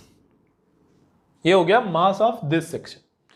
और ये जो छोटा सा सेक्शन है इसका सेंटर ऑफ मास जो है वो ये वाले एंड से कितना दूर होगा? x डिस्टेंस पे। तो हम क्या लिख देंगे? इसको हम लिखेंगे centre of mass of the entire system will be, ये मास कितना है? अल्फा x dx कितने दूर पे है, x पे, इसको क्या कर दो, इंटीग्रेट कर दो, divided by integration of dm like this. और dm की वैल्यू क्या है, dm आपका नथिंग बट क्या है, अभी अभी हमने निकाला है अल्फा एक्स dx, ये ऐसा। यहां पे मिल रहा है आपको क्या, अल्फा एक्स स्क्वायर, तो अल्फा एक्स स्क्वायर का इंटीग्रेशन क्या करोगे, अल्फा एक्स स्क्वायर बाई 3, तो ये हो जाएगा क्या, alpha x cube by 3, x square का इंटीग्रेशन एक्स क्यूब बाई 3 हो जाएगा, डिवाइडेड बाई ये क्या हो जाएगा, alpha x square by 2, square x square cancel हो जाएगा, और लिमिट कहां से कहां तक रखोगे, 0 टू l, तो लिमिट 0 से l पुट कर दो, अल्फा से अल्फा कैंसिल, ये हो जाएगा आपका कितना, twice of l divided by 3। तो जो आपका सेंटर ऑफ मास होगा वो ये वाले एंड से ट्वाइस l बाई 3 डिस्टेंस पे आएगा। तो जब भी ऐसा वेरिएबल डेंसिटी का क्वेश्चन आए, आप एक छोटा सा सेगमेंट लो, उसका सेंटर ऑफ मास निकाल के उसको इंटीग्रेट कर दो। अगला क्वेश्चन करते हैं, question number 22। 4 particles of mass m1, m2, m3 and m4 are placed at the 4 corners of a square where m1 का मास 2 kg है, सो ट्वाइस m है, m2 का मास 4m है, m3 का मास m है एंड m4 का मास गिवन नहीं है। What should be the mass of m4 such that center of mass of all 4 particles are exactly at the center of the square? मतलब m4 का मास क्या होना चाहिए कि पूरे सिस्टम का मास कहां पे आ जाए, ये सेंटर पे आ जाए। करने का सबसे अच्छा तरीका ये होता है कि आप सेंटर को क्या मान लो, ओरिजिन मान लो, या ओरिजिन। तो सेंटर को ओरिजिन मान के कोऑर्डिनेट एक्सिस हम ऐसे मान लेते हैं, ये एक्स एक्सिस, ये वाई एक्सिस। भाई कोऑर्डिनेट एक्सिस किधर भी मान सकते हैं, हमारी मर्जी। तो कोऑर्डिनेट एक्सिस ये y हो गया, ये x हो गया। अब क्या कर दो, सबका सेंटर ऑफ मास के लिए ऐड कर दो। कैसे, चलो मान लेते हैं कि ये a डिस्टेंस हो गया, ये a, ये a, ये a, सब ऐसे है। 2m वाला कहाँ पे है, 2m वाला ध्यान से देखो, x एक्सिस पे निगेटिव की तरफ पे है, सो -a प्लस 4m किधर है, y एक्सिस पे निगेटिव की तरफ है, सो 4m को y में रखेंगे, उसको बाद में करेंगे। m वाला किधर है, m वाला किधर है आपका, m वाला आपका प्लस a पे है, so plus a divided by x component निकालना है ना, x कंपोनेंट निकालना है तो क्या आएगा, m प्लस 2m 3m, लेकिन ये तो 0 पे आएगा नहीं, ध्यान से देखो, -2ma plus ma which is -ma divided by 3m, so -ma divided by 3m which is minus of a by 3। So x component of तो कहां पे आ गया, x कंपोनेंट आपका आ गया -a/3, मतलब दिस साइड x कंपोनेंट क्या है, यहां पे समवेयर है सेंटर ऑफ मास। तो भैया जब x कंपोनेंट इधर समवेयर आ गया तो पूरे का सेंटर ऑफ मास यहां पे हो ही नहीं सकता। कैसे, एक जो है m4 की वैल्यू चाहे जो भी हो जाए, m4 की वैल्यू चाहे आप जो रख दो, जब x component of the centre of मास इधर आ गया माइनस में, तो टोटल सेंटर ऑफ मास 0 पे हो नहीं सकता, क्योंकि 0 पे होने के लिए x कंपोनेंट भी 0 आना चाहिए और y कंपोनेंट भी 0 आना चाहिए। अब y कंपोनेंट आप 0 ला भी दो, फॉर एग्जांपल m4 की वैल्यू हम 4m रख दे, तो y component of the centre of मास क्या आ जाएगा, 0 आ जाएगा। लेकिन y कंपोनेंट ही 0 आना काफी नहीं है ना, x component of the centre of mass भी 0 होना चाहिए, x कोऑर्डिनेट, तो x कोऑर्डिनेट तो 0 है ही नहीं। तो no matter what value of m4 you put, center of mass of this system will never be at the center of the square. तो option number 4th, none of these will be the correct choice. अगला question देखते हैं, question number 23। The position vector of 2 particles of masses 1 kg and 3 kg, तो 2 particle है, उनका मास 1 kg and 3 kg है, इनका position vector r1 और r2 दिया है। The position vector of center of mass is, तो सेंटर ऑफ मास का पोजिशन वेक्टर हमको बताना है, तो आपको याद हो कैसे लिखते हैं, m1 r1 plus m2 r2 divided by m1 plus m2, this way में हम इसको पुट करते हैं। तो चलो वैल्यू पुट कर दो, कैसे करोगे, m1 1 kg multiplied by this, so 2i plus 3j plus 4k plus m2 3 kg multiplied by this, क्या मिलेगा, minus of 6i plus 9j minus of 12k, 3 से हमने डायरेक्ट मल्टीप्लाई कर दिया, so -6i + 9j - 12k whole divided by m1 + m2 which is 4। तो क्या आ जाएगा ये -6i + 2i -4i 3j 9j + 12 times j + 4k -12k -8 times k and whole divided by 4। तो क्या आएगा -i cap + 3j cap -2 k cap। So position vector of center of mass will be this, which is which option? Your option number 4th will be the correct choice। तो ये आपको centre of मास में सबसे basic चीज है, ये याद नहीं है तब तो भाई आपको दोबारा पढ़ने की जरूरत है। ये सबसे बेसिक चीज है, इस पे पुट कर दो आपका आंसर आ जाएगा। नेक्स्ट क्वेश्चन करते हैं, क्वेश्चन नंबर 24। क्वेश्चन नंबर 24 में आपका क्या गिवन है that centre of mass of a body. Question इतना है, अब इसके बाद 4 स्टेटमेंट है। फर्स्ट स्टेटमेंट है lies always at the geometrical centre. Not necessary, जरूरी नहीं है कि सेंटर ऑफ मास हमेशा जियोमेट्रिकल सेंटर पे ही हो। अभी अभी एक क्वेश्चन किया था हमने, इफ आपको याद हो, कि एक स्ट्रेट रॉड है, एक पिछला क्वेश्चन था, I don't remember the question number, but उसका क्या था, linear density alpha times x था, और उसका सेंटर ऑफ मास कहाँ पे आया था, 2l/3 पे आया था। मतलब कि यहाँ पे जो सेंटर ऑफ मास है वो जियोमेट्रिकल सेंटर पे तो नहीं है, क्योंकि जियोमेट्रिकल सेंटर आपका l/2 पे है और सेंटर ऑफ मास 2l/3 पे है। तो ये तो first statement is wrong. Second statement is it always lies inside the body. Not necessary, it is not necessary that centre of mass is always inside the body. For example, take the case of a semi circular ring. In case of semicircular ring, center of mass is where? At the distance of 2r/pi from the center. But it is outside the ring because ring is this, center of mass is here.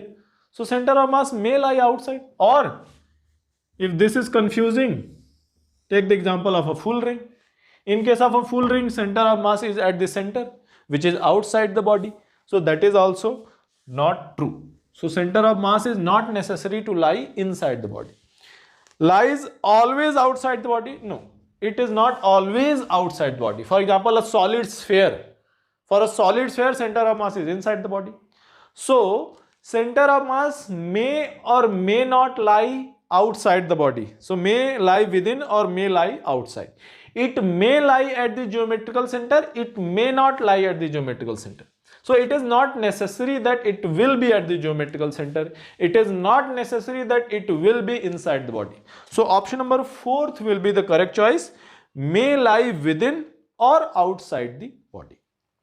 Okay, next question is question number 25. A fighter plane is pulling out of a dive at a speed of 900 km/h.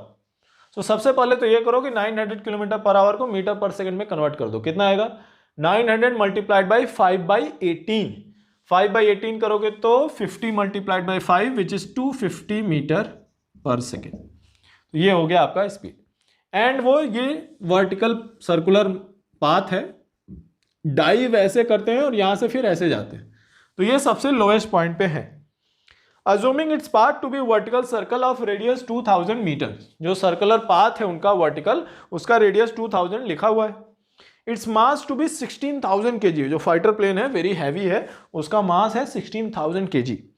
Find the force exerted by the air on it at its lowest point. तो भाई fighter plane जो होते हैं वो fly कैसे करते हैं, क्योंकि जो एयर होती है वो अपथ्रस्ट लगाती है। तो भाई यहां पे जो भी इसको फोर्स रिक्वायर्ड है वो कौन प्रोवाइड करेगा, वो एयर फोर्स प्रोवाइड करेगा, जो एयर है, एयर फोर्स। तो ठीक है, तो क्या हो गया यहां पे भाई, देखो क्या होगा, इसको हम इरेज कर देते हैं।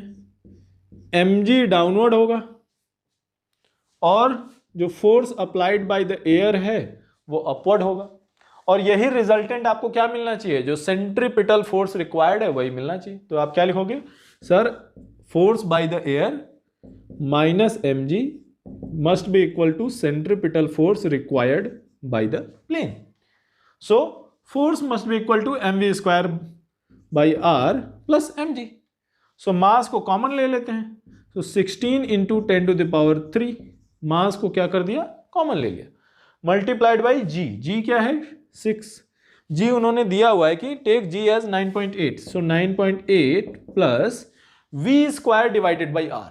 We square is 250 square and r is 2000. So 62500 divided by 2000. 0 cancel.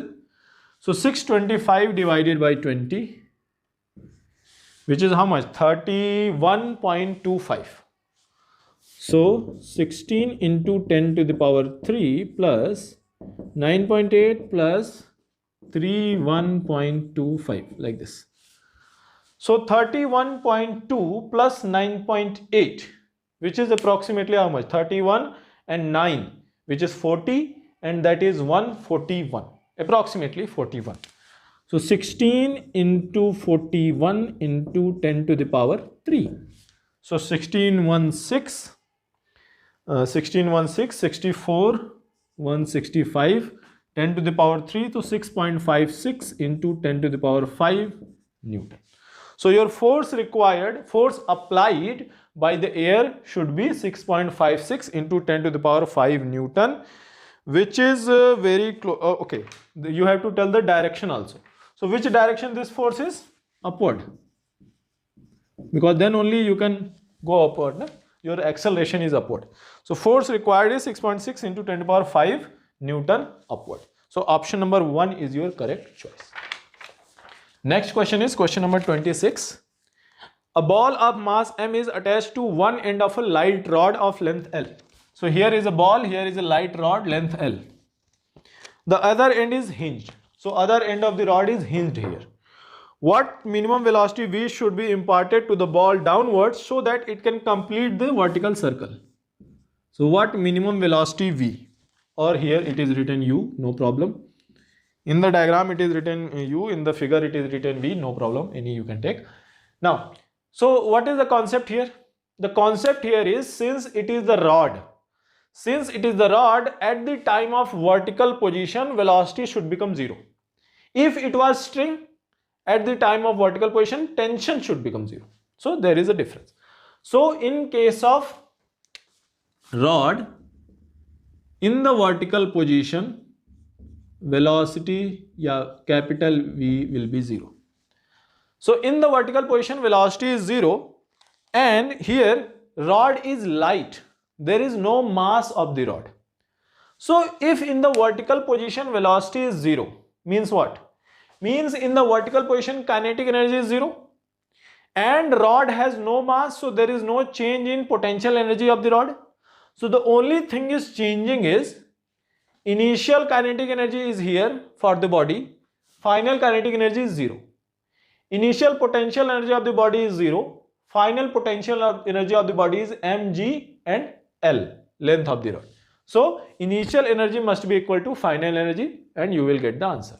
So let us write half mu square, that is initial kinetic energy, plus 0 initial potential energy must be equal to 0 final kinetic energy plus mgl final potential energy. So mass cancel, u is equal to root over of twice gl. फिर भी ये question जो है वो बहुत ही आसान सा है. ऐसा क्वेश्चन कई बार आपने किया होगा, और मे भी पॉसिबल है कि एग्जाम में ऐसा क्वेश्चन देखते ही आप तुरंत आंसर लगा दो कि root over of 2gl. But if आपको आंसर याद ना हो तो आप ऐसे कर सकते हैं. नेक्स्ट क्वेश्चन है क्वेश्चन नंबर 27. क्वेश्चन नंबर 27 में ये दिया हुआ है, यहाँ एक स्फेरिकल शेल है. स्फेरिकल शेल के अंदर एक पार्टिकल है जिसका मास m और स्पीड u से वो इनिशियल स्पीड है. अब ये पूछ ये रहे हैं, रेडियस ऑफ दिस शेल आपका 1 मीटर दिया हुआ है, speed u is such that it is just able to complete the circle. just able to complete. तो जब just able to complete the circle in this case होगा तो क्या होगा? ये वर्टिकल पोजीशन में जब आपका ये ब्लॉक आएगा तो यहाँ पे जो नॉर्मल होगा वो क्या हो जाएगा? 0. स्पीड 0 नहीं होगी, नॉर्मल 0 होगा. इफ वो ध्यान से देखो, जब स्ट्रिंग में बांध के करते हैं वर्टिकल सर्कल तो टेंशन 0 होता है. जब रॉड में बांध के करते हैं तो क्या होता है? तब आपका स्पीड 0 होता है. तो ये वाला जो सिचुएशन है ये इक्विवेलेंट टू स्ट्रिंग है. तो यहां पे क्या होगा? आपका स्पीड 0 नहीं होगा, नॉर्मल 0 होगा. So acceleration of the particle when its velocity is vertical, when its velocity is vertical. So velocity vertical की बात हो रही है, मतलब यहां पे, जब यहां पे आ जाए तब आपका एक्सेलरेशन ऑफ द पार्टिकल क्या होगा, यही पे हमको बताना है। नाउ सो पहली चीज ये कि आपको ये निकालना है कि इन दिस कंडीशन ये जो u है, u की मिनिमम वैल्यू क्या होनी चाहिए। ये आपने ऑलरेडी किया होगा, ऐसे क्वेश्चन आप बहुत करते हो कि minimum speed required, minimum speed provided at the bottom of the circle so that it is just able to complete the vertical circle. कितना आता है याद करो, √5gl, और यहां पे आप बोल सकते हो √5gr, ऐसा। नाउ अब हम क्या करेंगे, यहां पे सबसे पहले हमको वर्टिकल डायरेक्शन में हमको एक्सेलरेशन बताना है, तो हम क्या करेंगे कि सबसे पहले हम ये स्पीड निकालेंगे कि यहां पे स्पीड कितनी है। तो चलो स्पीड निकालते हैं भाई। तो क्या करेंगे, हम सिंपली क्या अप्लाई कर देंगे, कंजर्वेशन ऑफ एनर्जी का कॉन्सेप्ट अप्लाई कर देंगे। कैसे करेंगे, हाफ m, यहां पे स्पीड कितनी है √5gl, तो v² क्या होगा 5gr, r की वैल्यू क्या है 1, तो 1 लिखने की जरूरत नहीं है, प्लस यहां पे पोटेंशियल एनर्जी मान लेते हैं 0, विच इज इक्वल टू, जब यहां पे आप आ गए तो पोटेंशियल एनर्जी क्या हो गई, ध्यान से देखो, रेडियस के हाइट आपकी बढ़ गई, सो mg, r वैल्यू 1 है तो लिखने की जरूरत नहीं है, प्लस हाफ m v² क्या है हमको पता नहीं है तो निकाल लेंगे। सो मास को कैंसिल कर दिया तीनों जगह पे, यहां पे 5g/2, यहां पे g, तो 5g/2 minus of g which is how much 3g/2, so 3g/2 is equal to v²। So ये v²/2, 2 से 2 कैंसिल, यहां से आपको मिल गया v² is equal to 3 times g। ये आपका यूनिट चेंज हो जाएगा, यूनिट g का यूनिट नहीं होगा। अब क्या करना है हमको निकालना है एक्सेलरेशन। नाउ अब याद रखिएगा कि जब भी कोई पार्टिकल सर्कुलर मोशन में जाता है, there are 2 kinds of acceleration, one is your radial acceleration, one is tangential acceleration. तो जब यहां पे आप हो तो यहां पे वेलोसिटी है आपकी, अब रेडियल एक्सेलरेशन यहां पे क्या होगा, रेडियल एक्सेलरेशन होता है v²/r, और रेडियस कितना है यहां पे, रेडियस आपका कितना है यहां पे, रेडियस है 1 मीटर।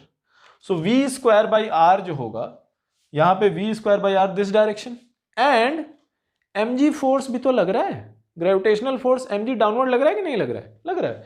तो आप क्या बोलोगे कि सर ये जो है यहां पे ये जो पोजीशन है, यहां पे आप बोलोगे कि सर mg दिस डायरेक्शन, और भाई वर्टिकल में और कोई फोर्स तो है नहीं, तो दिस कंडीशन में उसके 2 एक्सेलरेशन है, एक tangentially downward acceleration which is equal to g, and other is radial acceleration which is equal to 3 times g।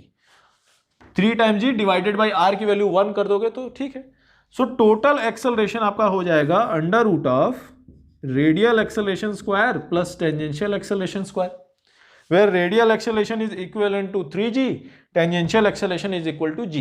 तो क्या आ जाएगा, √9 times g² plus g², which is equal to how much, which is equal to √10 times g। So in this situation, when the velocity is vertical, acceleration of the particle or the acceleration of the block will be √10 times g। So remember, you have to take into account both radial as well as tangential acceleration. Next question is question number 28. If the equation for the displacement of a particle moving on a circular path is given by this, then theta is in radian, t is in second, then the angular velocity of the particle after 2 seconds from the start. Very easy. क्या करोगे आप, 2 बार differentiate कर दो। तो पहली बार differentiate किया तो आपको क्या मिल गया, एंगुलर वेलोसिटी मिल गई। एंगुलर एक्सेलरेशन बताना है नहीं, एंगुलर वेलोसिटी ही बतानी है, ठीक है। तो ये हो गया 6 टाइम्स t², और ये 0.5 है तो वो तो 0 हो जाएगा, तो डिफरेंशिएट किया है हमने, एंड 2 सेकंड बाद बताना है, तो 6 into 2² which is nothing but 24 radian per second। So 2 seconds after the start, angular velocity of the body is 24 radian per second. Very easy. I think this is the most easy question in this paper. Okay, next is question number 29. Question number 29 says, a ball of mass 0.25 kg is attached to the end of the string of length 1.96 meter, is moving in a horizontal circle. जैसे ऐसे पत्थर बांध के नचाते हैं ना, वैसे। The string will break if the tension is more than 25. If the tension is more than 25, string will break. What is the maximum speed with which the ball can be moved? So यहाँ पे since जो ball है उसका mass vary small है, देखो जो string है, इस स्ट्रिंग पे दो फोर्स लग रहे हैं, एक तो सेंट्रीपिटल फोर्स प्रोवाइड हो रहा है, दूसरा mg, तो दोनों फोर्स को कैंसिल कर रहा है। लेकिन सिंस ये जो बॉल है इसका मास वेरी स्मॉल है, हम यहाँ पे mg को क्या कर देंगे, इग्नोर कर देंगे, mg को इग्नोर कर देंगे। तो हम क्या बोलेंगे कि sir tension in the string is equal to mv square divided by r. This is the tension in the string, and this tension must be less than or equal to maximum tension, and maximum tension is how much, 25 Newton. So mass is given, radius is given, so v square is equal to 25 or less than or equal to 25 into radius, which is 1.96 divided by 0.25. So v square should be less than or equal to 196. So v should be less than or equal to 14 meter per second. So the velocity with which you can rotate your ball should be less than or equal to 14 meter per second. Now याद रखना कि यहाँ पे हम mg को ignore कर रहे हैं। क्यों इग्नोर कर रहे हैं? Because mass of the block is very small. mg को भी कैलकुलेट करना पड़ेगा, तो हमको क्या लेना पड़ेगा, हमको ये लेना पड़ेगा कि this centripetal force plus mg, vector sum, centripetal force plus mg is equal to tension, वो भी लेना पड़ेगा, लेकिन यहां पे हम mg को इग्नोर कर सकते हैं। Next question is question number 30। Question number 30 में देखो क्या दिया हुआ है, अ स्ट्रिंग ब्रेक्स, ये सेम एज क्वेश्चन नंबर 29 है। क्वेश्चन नंबर 29 में भी वही था, क्वेश्चन नंबर 30 में भी वही है। एक स्ट्रिंग को घुमाते हैं हॉरिजॉन्टल सर्कुलर मोशन में, ब्रेक कर जाएगा इफ टेंशन सर्टेन वैल्यू से ज्यादा हो जाए, और दोनों केस में हम क्या कर रहे हैं, mg वाला फोर्स को इग्नोर कर रहे हैं। सो ब्रेक करते हैं if tension exceed 10 newton, a stone of mass 250 gram is tied, उसमें 0.25 kg लिखा हुआ था, length of the string is 10 centimetre, the maximum angular velocity of rotation, maximum angular velocity, तो क्या लिखोगे sir, m omega square r should be less than और equal to 10 newton, like this. So mass has 250 gram, so 0.25 kg multiplied by omega square multiplied by radius, what is radius, 10 centimetre, so 0.1 meter. So this should be less than or equal to 10 Newton, like this. So omega square should be less than or equal to 100 divided by 0.25, like this. So omega square should be less than or equal to 400. So omega should be less than or equal to 20 radian per second. So if the string has not, मतलब if the string टूटनी नहीं चाहिए, तो क्या बोलेंगे कि जो आपका angular velocity है वो 20 रेडियन पर सेकेंड से कम होना चाहिए।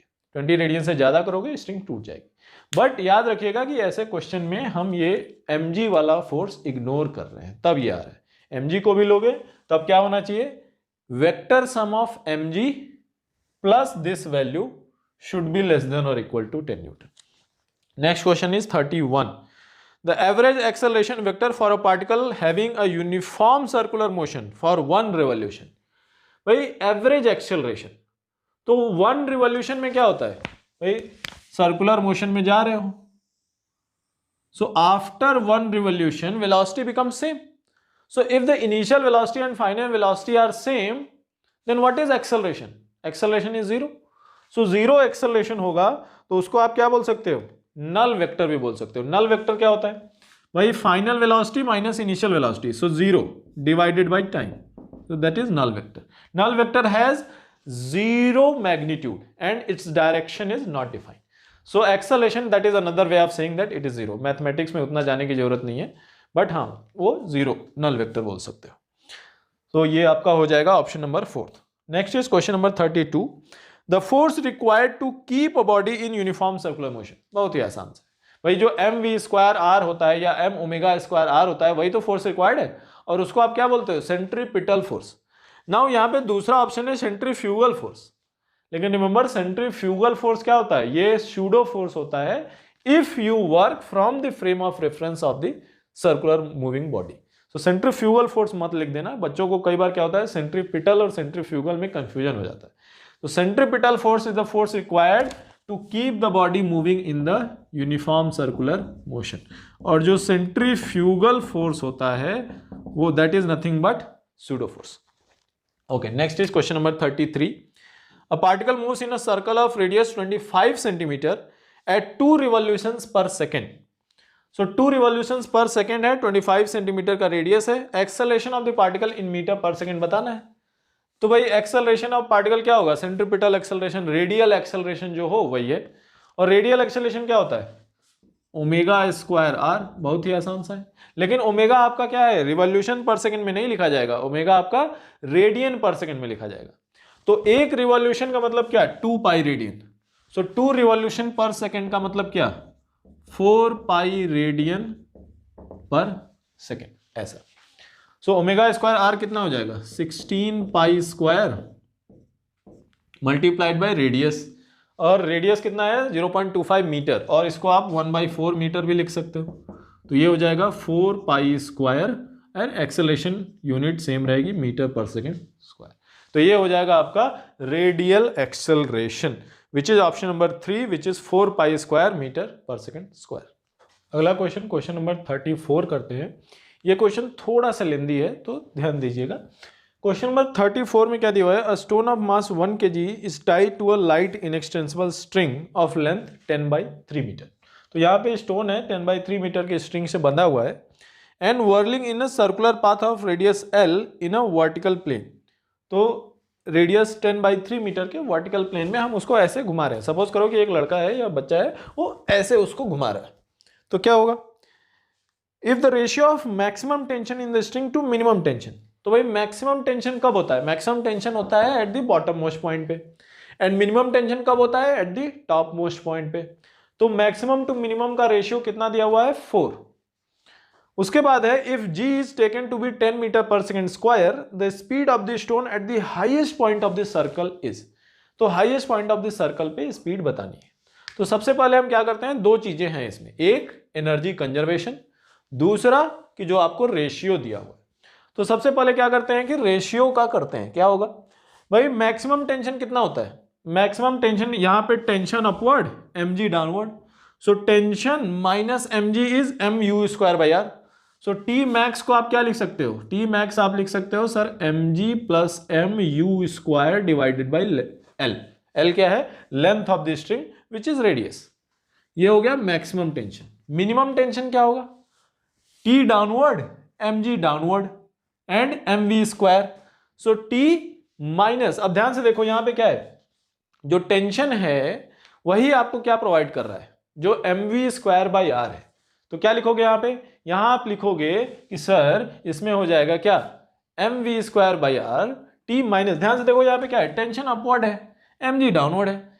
यहां वाले केस में आप क्या कर रहे हो? ध्यान से देखना, यहां वाले केस में क्या हो रहा है कि टेंशन डाउनवर्ड लग रहा है, mg भी डाउनवर्ड लग रहा है, और रिजल्टेंट क्या है? रिजल्टेंट है आपका centripetal force. So tension minimum plus mg is centripetal force. So tension minimum क्या हो जाएगा? T minimum. ध्यान से देखो यहां के लिए क्या लिखोगे? Tension minimum downward plus mg downward which is equal to mv square by l। तो मिनिमम टेंशन को हम क्या लिख देंगे? mv square by l minus of mg। ये हो गया आपका मिनिमम टेंशन। यहां से ऐसे। अब क्या करोगे? दिस ये जो रेशियो है वो रेशियो आपका 4 दिया हुआ है। मास को चारों तरफ क्या, यहां भी मास यहां भी मास, सब तरफ मास कैंसिल कर दो। क्या मिल जाएगा? g plus U square by L equal to 4v square by L minus of 4 times g। ये मिल गया आपको एक इक्वेशन। अब देखते हैं कि u और v में दूसरा इक्वेशन कैसे बना सकते हैं। भाई एनर्जी कंजर्वेशन मेथड कैसे करेंगे? यहां पे एनर्जी क्या है? Pure kinetic. तो क्या लिखेंगे?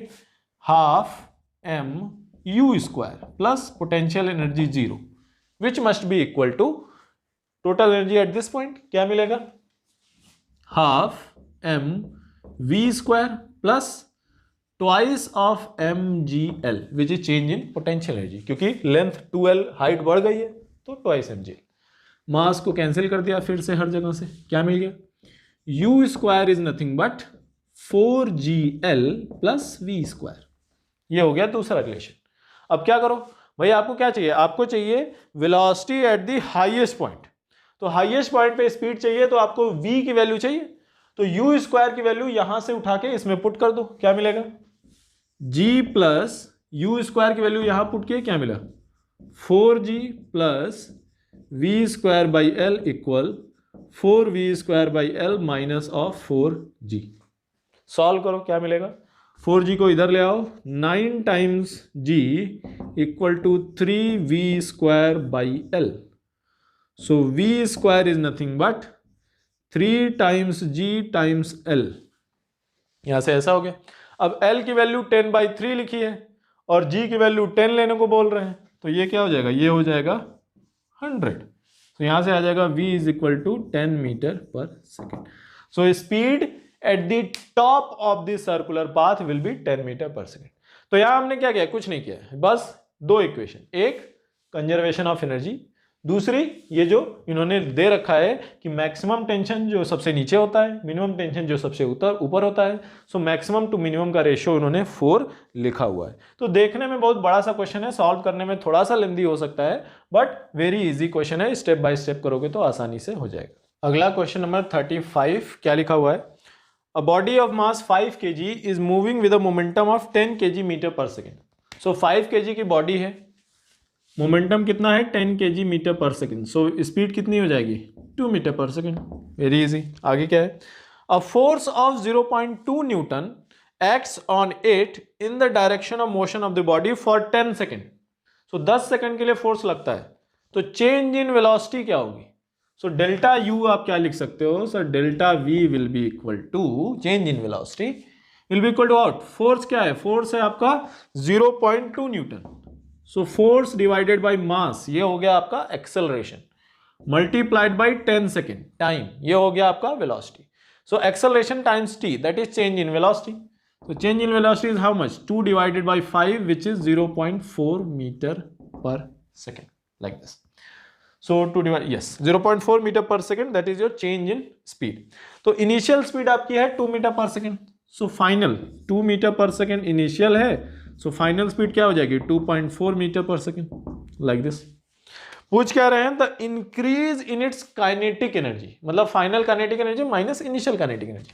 सो हाफ मास कितना है 5, final speed 2.4 square minus initial speed 2 square, like this. So 24 square is 576, so 576 will be 5.76, so 5/2 और यहां पे क्या हो जाएगा 5.76 minus 4 which is 1.76, like this.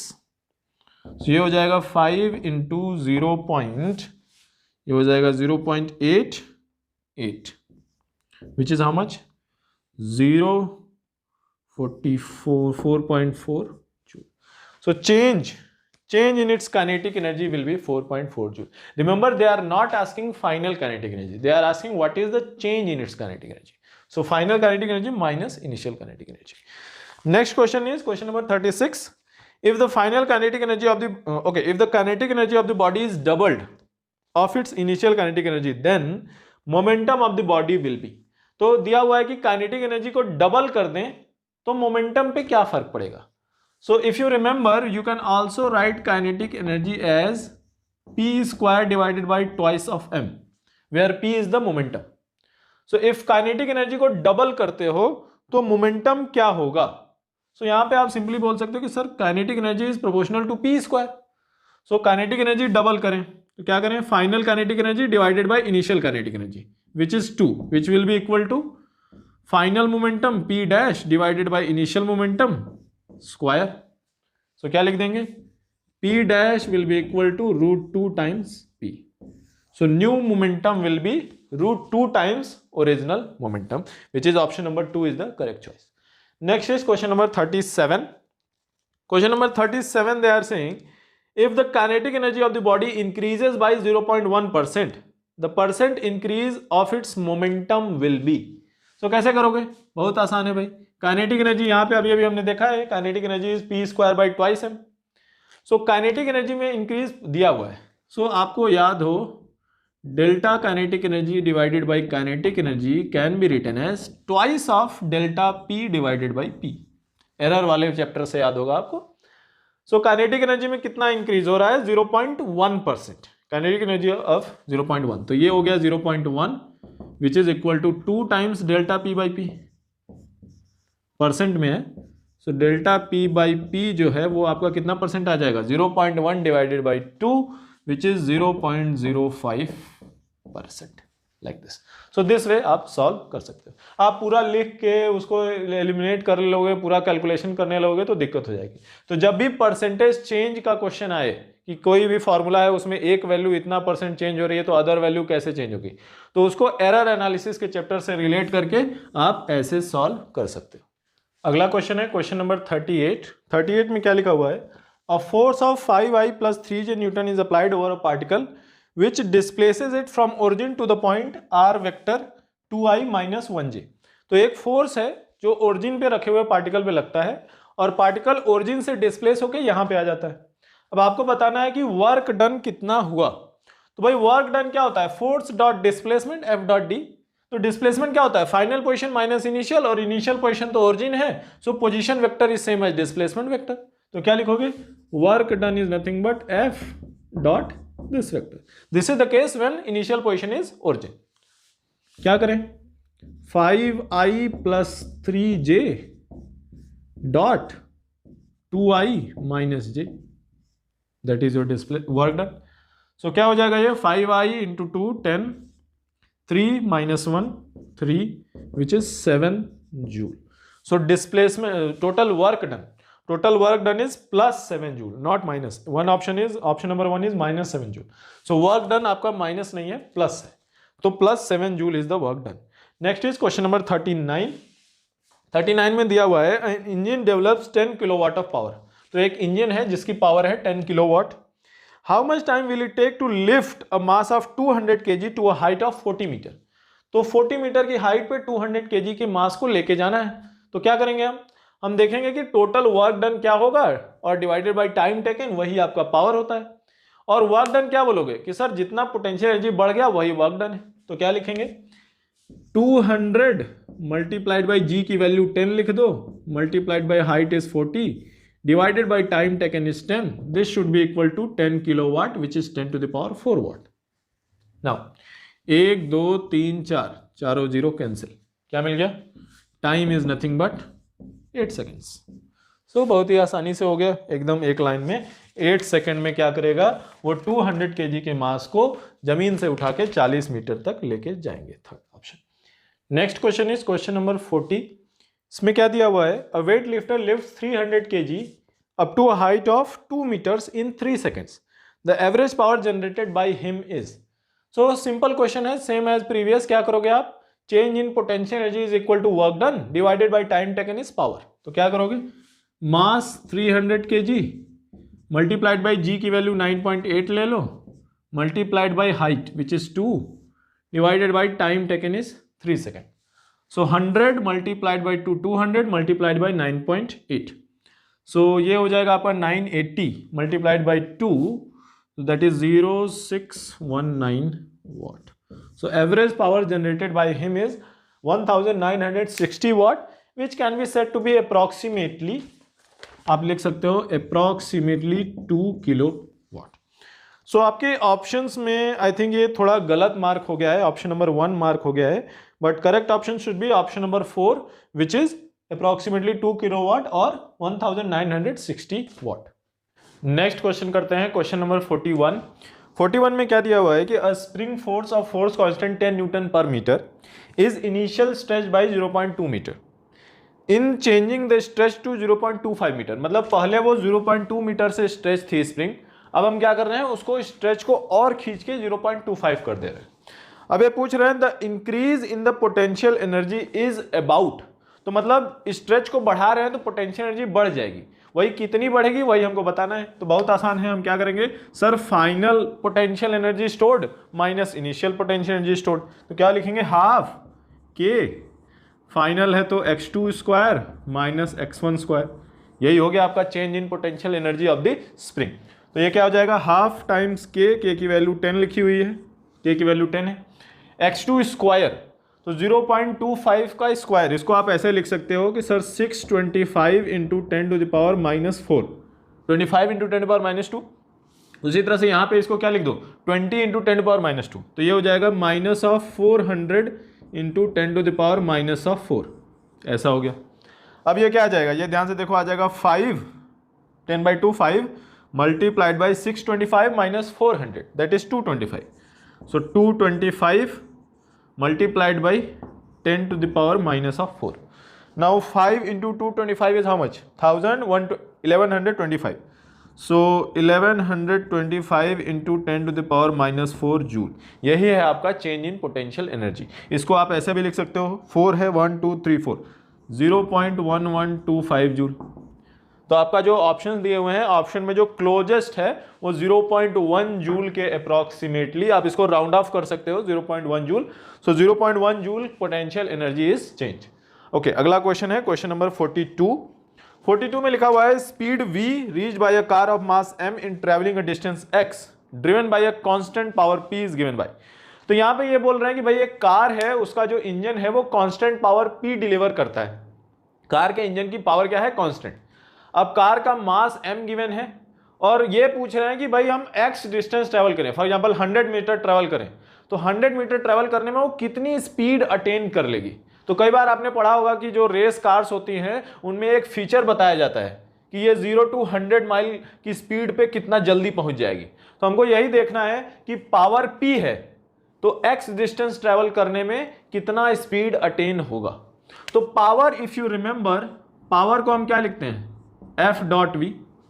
Power हम एफ डॉट वी लिखते हैं, अज्यूमिंग कि दोनों सेम डायरेक्शन में है तो कॉस थीटा कुछ लिखने की जरूरत नहीं है। Okay, power F dot V होता है, ध्यान से देखो। फोर्स को हम क्या लिख सकते हैं, फोर्स को हम मास टाइम्स एक्सेलरेशन लिख सकते हैं, ऐसा। अब एक्सेलरेशन क्या होता है, इफ यू रिमेंबर, एक्सेलरेशन के लिए एक फंक्शन हम ऐसा भी यूज कर सकते हैं, v dv by dx। कि भाई एक्सेलरेशन a है तो v डिस्टेंस ट्रेवल कर रहा है, तो acceleration can be written as v dv by dx। Now तो यहां पे x को एक साइड ले लो, v को एक साइड ले लो, क्या मिलेगा, p dx is equal to mv square dv। अब इसको इंटीग्रेट कर दो, कहां से कहां तक, 0 to x, और ये इंटीग्रेट हो जाएगा 0 to v। क्या मिल जाएगा, p times x equals to mv cube by 3। यहां से क्या मिलेगा, v क्यूब, या डायरेक्ट ही लिख देते हैं, v is equal to 3px divided by m whole to the power 1/3। तो ये हो गया आपका velocity after travelling a distance of x। तो ये वेरी इजीली आप कर सकते हो, ज़्यादा डिफिकल्ट आपका इंटीग्रेशन भी नहीं है, बस आपको यहाँ से स्टार्ट करना है और जो क्वांटिटीज आपको दी हुई हैं उनके टर्म में आपका फंक्शन लिख देना है। अगला करते हैं क्वेश्चन नंबर 43। इसमें लिखा हुआ है a car travelling at A speed of 30 kilometre per our. तो 30 किलोमीटर पर आवर को हमने ऑलरेडी मीटर पर सेकंड में कन्वर्ट कर दिया है। कैसे करते हैं, 30 मल्टीप्लाइड बाई 5/18, तो ये क्या हो जाएगा 25/3। उसी तरह से आगे बोल रहे हैं it comes to halt, it is brought to halt in 8 metre by applying brakes. तो भाई एक कार है जो 30 मीटर पर सेकंड से जा रही थी, हमने क्या किया, ब्रेक लगाया। ब्रेक लगाया तो क्या हुआ, वो 8 मीटर दूर चल के, भाई तुरंत तो रुक नहीं जाएगी, धीरे धीरे रुकेगी, तो 8 metre distance, brake after applying the brake 8 metre distance travel करती है तब रुकती है। उसी तरह से सेकंड दिया हुआ है कि if it is travelling at 60 kilometre per hour which is 50/3 metre per second, तब हम ब्रेक लगाते हैं तो कितना दूर जाके रुकेगी, यही हमको क्या करना है, बताना है। नाउ अज्यूमिंग कि mass of the car remains same and force applied by the brake is same, तो हम ये मान सकते हैं कि जो डिसलरेशन है वो क्या होगा, सेम होगा। तो देखो इक्वेशन लिखते हैं, क्या यहां पे v1 है, third equation of motion, third equation of motion, Newton third law नहीं, थर्ड इक्वेशन ऑफ मोशन, क्या लिखते हैं हम, v1 square minus u1 square is equal to twice of acceleration times displacement, ऐसा लिख सकते हैं। उसी तरह से सेकंड में क्या लिखेंगे, v2 square minus u2 square is equal to twice of acceleration, तो सेम रहेगा, एक्सेलरेशन तो चेंज नहीं होगा, बट जो डिस्प्लेसमेंट है वो क्या हो जाएगा, चेंज हो जाएगा। अब क्या करो, दोनों को डिवाइड कर दो, तो v1 और v2 तो 0 है, माइनस माइनस प्लस हो जाएगा, u1 square, so 25 square divided by 3 square है, यहां भी है, कैंसिल हो जाएगा, 50 स्क्वायर इज इक्वल टू 2 से 2 कैंसिल, a से a cancel, x divided by x dash. So ये क्या हो जाएगा 25/50 1/2 square is 4 1/4 so x dash is nothing but 4 times x और x की वैल्यू 8 दी हुई है तो x डैश क्या हो गया 32 मीटर। सो स्पीड को आपने डबल कर दिया तो जो डिस्टेंस जितना दूर जाके वो रुकेगी कार वो डिस्टेंस क्या हो गया 4 टाइम्स हो गया। आपका option number 4 is the correct choice. तो चलिए अगला क्वेश्चन करते हैं, क्वेश्चन नंबर 44 में क्या दिया हुआ है कि एक वेल है, जैसे गांव में आपने देखा होगा कि कई बार खेत में पानी भरने के लिए क्या करते हैं कुएं से पंपिंग सेट लगा के पानी निकालते हैं। तो उसमें क्या है कि एक वेल है और उसमें पंप लगाया हमने और पंप क्या करता है कि 1 मिनट में पर मिनट 1000 kg वाटर, मतलब लीटर में बोल सकते हो केजी मतलब उसके लिए सेम है, 1000 kg of water per minute from a well 20 metre deep. जिस कुएं से पानी निकाल रहे हैं वो 20 मीटर नीचे पानी है उसमें, और क्या बोल रहे हैं कि 1 मिनट टाइम लगता है और जो पंप से पानी निकलता है तो कुछ स्पीड के साथ निकलता है। ऐसा तो होता नहीं कि पानी की स्पीड 0 हो। तो क्या होता है जब पंप से पानी निकल रहा है तो 20 मीटर पर सेकेंड से वो पानी बाहर निकल रहा है। तो अब ऐसा आप सोचो कि जो 1000 kg वाटर था वो t = 0 पे कहां पे था, कुएं में नीचे पड़ा हुआ था, तो उसकी स्पीड भी 0 थी और आप रेफरेंस पॉइंट मान लो कि कुएं में जहां पे पानी है वो आपका रेफरेंस पॉइंट है। तो एट द टाइम जब वो पानी ऊपर आना शुरू हुआ तो उस टाइम पे उसकी स्पीड 0 और आपका पोटेंशियल एनर्जी 0, और जब वो पंप से बाहर निकलता है तो क्या होता है हाइट 20 मीटर बढ़ चुकी है तो potential energy of the water क्या हो रहा है बढ़ गया है, एंड आप पंप से पानी बाहर फेंक रहे हो तो उसकी काइनेटिक एनर्जी भी क्या हो गई है बढ़ गई है। तो 1 मिनट में आप क्या कर रहे हो, जो पंप है वो 1 मिनट में उसकी पोटेंशियल एनर्जी भी बढ़ा दे रहा है और काइनेटिक एनर्जी भी चेंज कर दे रहा है। तो हम क्या लिखेंगे कि सर पोटेंशियल एनर्जी कितना बढ़ेगा mgh, ये हो गया change in potential energy, plus half mv², ये हो गया चेंज इन काइनेटिक एनर्जी क्योंकि इनिशियल काइनेटिक एनर्जी 0 था। और ये क्या हो गया भाई, ये एनर्जी किसने सप्लाई की, पंप ने सप्लाई की ना, तो यही क्या हो गया, ये हो गया आपका work done by the pump. और इफ ये वर्क डन हो गया डिवाइडेड बाय टाइम टेकन कर दें तो क्या होगा, डिवाइडेड बाय टाइम टेकन कर दें तो ये हो जाएगा पावर ऑफ द पंप। और ध्यान से देखो ये जो पावर आएगी ये वॉट में आएगी, वॉट में पावर आएगी, लेकिन आपको पावर किस में बताना है, आपको पावर बतानी है हॉर्स पावर्स में। तो इफ यू आपको पता हो या ना हो I don't know, 1 horse power is approximately 746 what, इसको आप 750 के आसपास ले सकते हो। नाउ तो क्या लिखेंगे मल्टीप्लाइड बाय 750, तो ये हो जाएगा आपका power in HP, horse power small h होता है तो HP। तो कैसे करोगे, मास सब वैल्यू पुट कर दो भाई, 1000 multiplied by 10 multiplied by 20 plus 1000 by 2 is 500, 500 multiplied by v² which is 400 divided by क्या होगा टाइम टेकन, कितना टाइम लग रहा है पर मिनट की बात हो रही है ना, सो पर मिनट तो 60 सेकेंड मल्टीप्लाइड बाई यहाँ पे 750, ऐसा। इसको सॉल्व कर लो और इसको आप सॉल्व करोगे तो अप्रॉक्सीमेटली 9 HP पावर आपकी आएगी, अप्रॉक्सीमेटली। सो अप्रॉक्सीमेटली 9 हॉर्स पावर आपकी पावर आ रही है। आपका जो ऑप्शंस दिया हुआ है उसमें आपका लास्ट जो ऑप्शन है 8.85 हॉर्स पावर दिया हुआ है, तो अप्रॉक्सीमेटली वही है। तो आप लास्ट ऑप्शन नंबर 4 8.85 HP को करेक्ट मान सकते हैं। नेक्स्ट क्वेश्चन देखते हैं क्या लिखा हुआ है, question number 45। An electric motor creates a tension of 45 Newton in a hoisting cable, reels it in at the rate of 2 meter per second. The power of electric motor is, तो suppose करो कि यहाँ पे क्या है कि एक motor है और वो केबल को होइस्ट कर रही है, मतलब केबल को रील कर रही है, टाइट कर रही है। अब क्या हो रहा है कि जिस स्पीड से केबल को खींच रहे हैं वो स्पीड क्या लिखी हुई है 2 मीटर पर सेकेंड, और जो केबल है उसमें टेंशन कितना है, केबल में टेंशन है 4500 न्यूटन। आपको समझने में थोड़ा सा मतलब कंफ्यूजन हो रहा है तो ऐसे समझ लो कि यहाँ पे कोई भी फोर्स है, मास है मान लो, अब हम खींच रहे हैं मास को खींच रहे हैं तो क्या होगा, केबल में टेंशन होगा और सम वेलोसिटी से मास को खींच रहे हैं। किस वेलोसिटी से खींच रहे हैं 2 मीटर पर सेकंड से। यहाँ ग्रेविटेशन को नहीं लेना है, ये नहीं सोचना है कि सर ग्रेविटी है क्या है, हम ऐसे खींच रहे हैं, ठीक है। अभी क्या है कि आपको बताना है कि जो मोटर है उसकी पावर क्या है, तो पावर सिंपली क्या होता है F.V, यही होता है पावर आपका। फोर्स भी ऊपर की तरफ है, वेलोसिटी भी ऊपर की तरफ है, तो क्या बता दोगे 4500 multiplied by 2 which is equal to how much 9 kilowatt. So power of your electric motor is 9 kilowatt. तो ये था आपका 13 नीट DT07 का discussion, all of the 45 questions. हमने कोशिश किया है कि जितना आसानी से हो सकता है करें। फिर भी इफ आपको कोई क्वेश्चन समझ में नहीं आता है, आप उसको दोबारा जाके देख सकते हैं। आई एम श्योर कि आपको समझ में आ जाएगा।